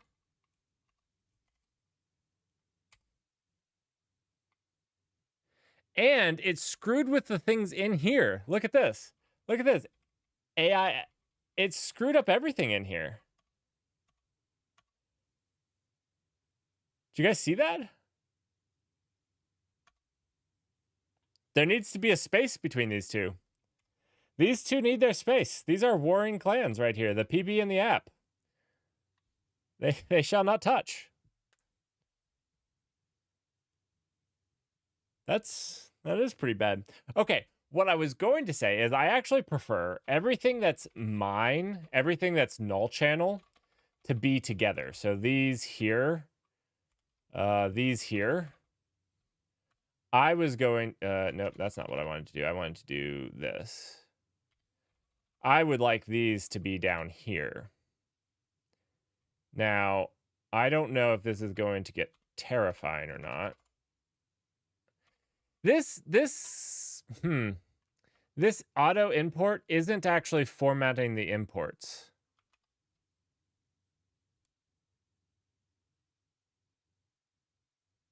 Oh yeah, you can even add a company parameter. I like that. So I like having all my stuff here together. And then like, so basically this is how I generally think Go projects should do their imports, is basically this is standard library, external, and then internal.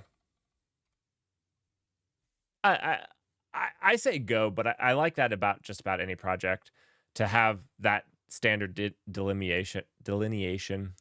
I find that we're probably really bad at it at Rust. I am bad at it at Rust. I don't do it in Rust, but I probably should. I'll have to look at that, Dutch. I think that would be a nice plugin.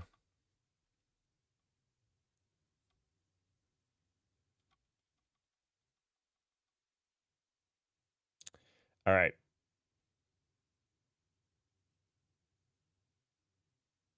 I do too. I do want I like formatters to handle all that because then your developers don't have to think about it. And you know what is even better when your formatters deal with it? You don't have to argue about it. You don't have to sit here and have somebody nitpick um your thing. You can be like, that's what the formatter said was fine. We're done. I think this is the one reason I would say always have a formatter. One, it keeps your project consistent, but two, it keeps you from just arguing it. Like, it's amazing. You can just be like, yeah, no, the formatter said it's great.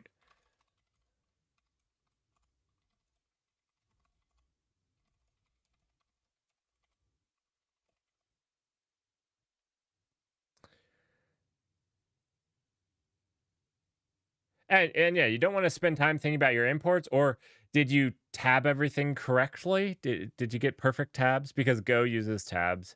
I wish they didn't make that a language spec as much as they did, but coding standards should be handled by formatting. Yep. Well, coding standards for how it looks should be handled by formatting. Yep.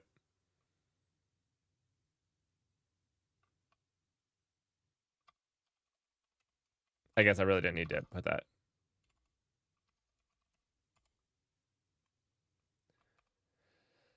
All right. All right. I'm just going to make a pull request out of this, and then oh, that's Kubernetes. And then I got to get to bed. It's late. I got to be up early. Oh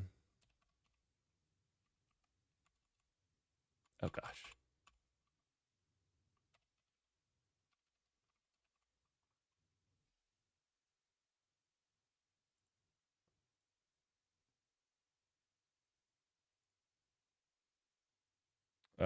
Compare across forks. I made a auth debug mode branch. Nice. Wait, where's my button? Did my dark mode eat my button? Oh, I'm not logged in. I'm not logged in. I'm not logged in because I'm not in Firefox. Watch out for the flashbang, guys. Watch out for the flashbang. Oh, I have dark mode turned on here, though.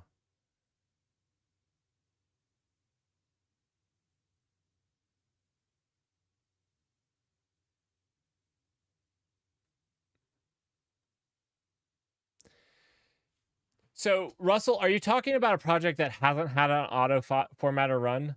I just use default settings. There used to be like I used to get in this fight to be like I don't like the default. Like I'll hate on Rust. You know, I don't like snake case in general. I don't like it as much as camel case, to be honest. I prefer camel case, but I use snake case anyways because it's how all the stuff works, and it's just I just acquiesce to whatever the community has said is the basic standard.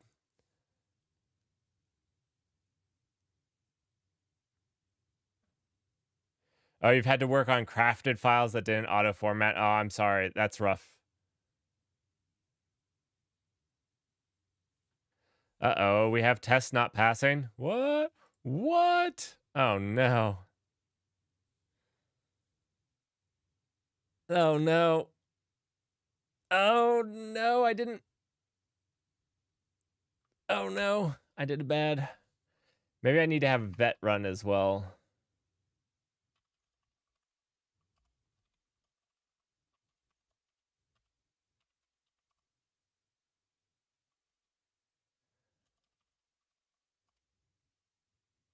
Ooh. Ooh, that was bad. That should not be a PR. Honestly, white space should be ignored in the majority of a diff. I feel like that could get you in real trouble if you just ignored, like pretended the white space wasn't a thing there, right? Like you could get some goofball put in 20 spaces in front of every line they changed. Then when you opened it up, it would look horrible, right?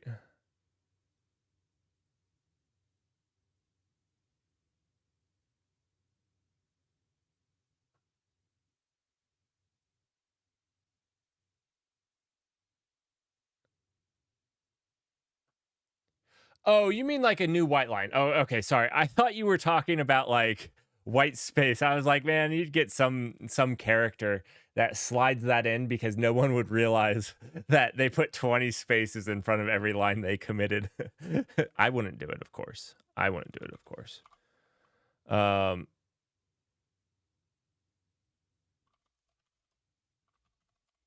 oh, don't make me fight with you tonight.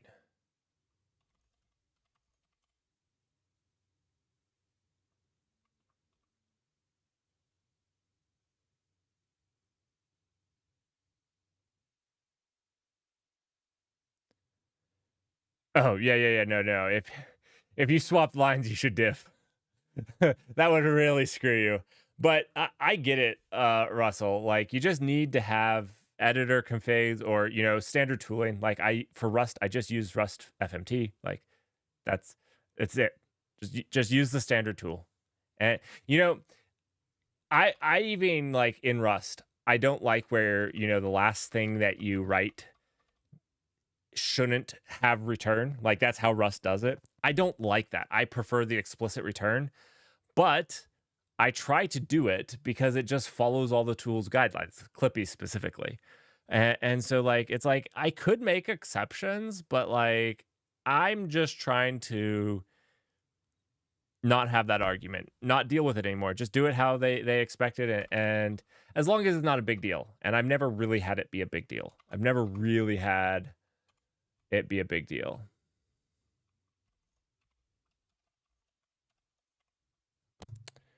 Oh, I have a swap file in here, don't I?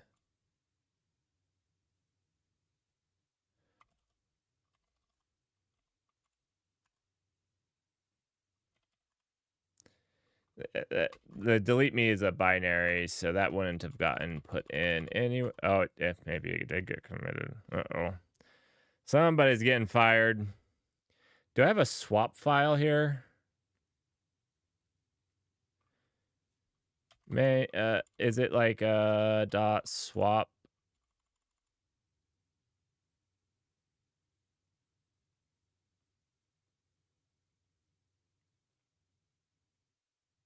Well, I mean, I'm using GoPuls, which is the same as what Visual Studio Code uses. So mine should format the same as VS Code, right? Because I am using a standard. I think the language server should be the standard. That way, you don't have to, you don't have your IDE shouldn't be implementing this for every single thing. You should just have a language server.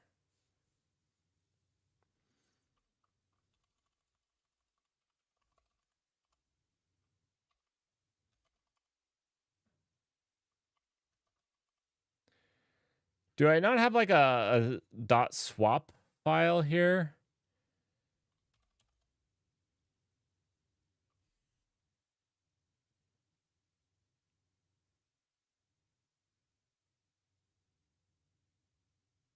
I thought.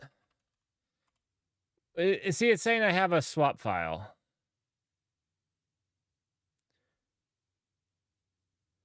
Oh, it's in this local state. Oh, it's not in the directory of the file.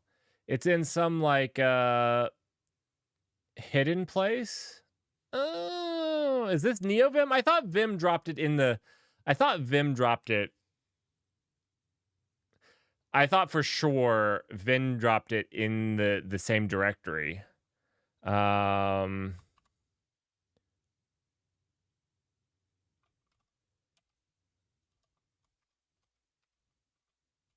So I just need to go rm. What was that? Local state.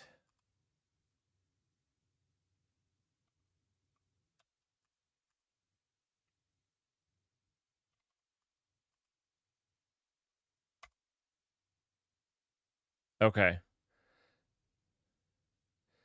That's a NeoVim thing. I was gonna say I thought for sure Vim. I've seen the swap files. Yeah, next to the file you were editing. That's where I thought it would drop it. Okay, maybe I can configure it though. I think my standard Vim install did it that way, but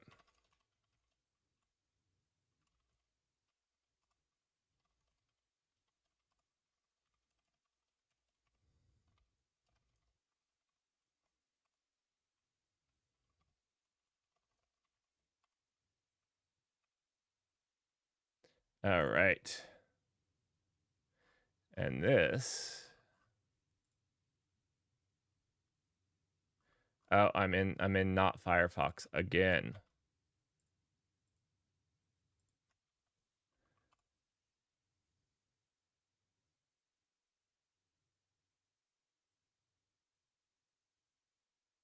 That's it. It was kind of a horrible naming convention. Like, I get what they were doing here. Like, this is where the file was in my file system. But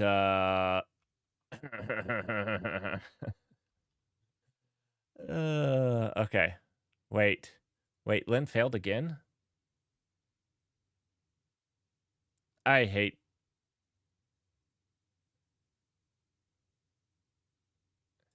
Oh, I didn't run it this way. Oh, you know what? This broke when we removed workspace. We can't run go vet from the root. You have to run it inside the project. Go vet here isn't going to work. Yeah,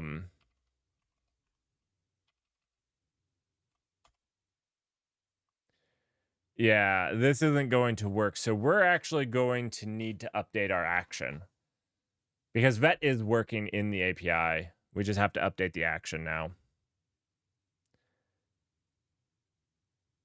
Yep, I need to get going as well. Thanks everybody for joining. Thanks for helping me learn Vim, writing some Go code, getting the stuff done. Thanks. I will see you guys Saturday. Have a fantastic evening or morning or night.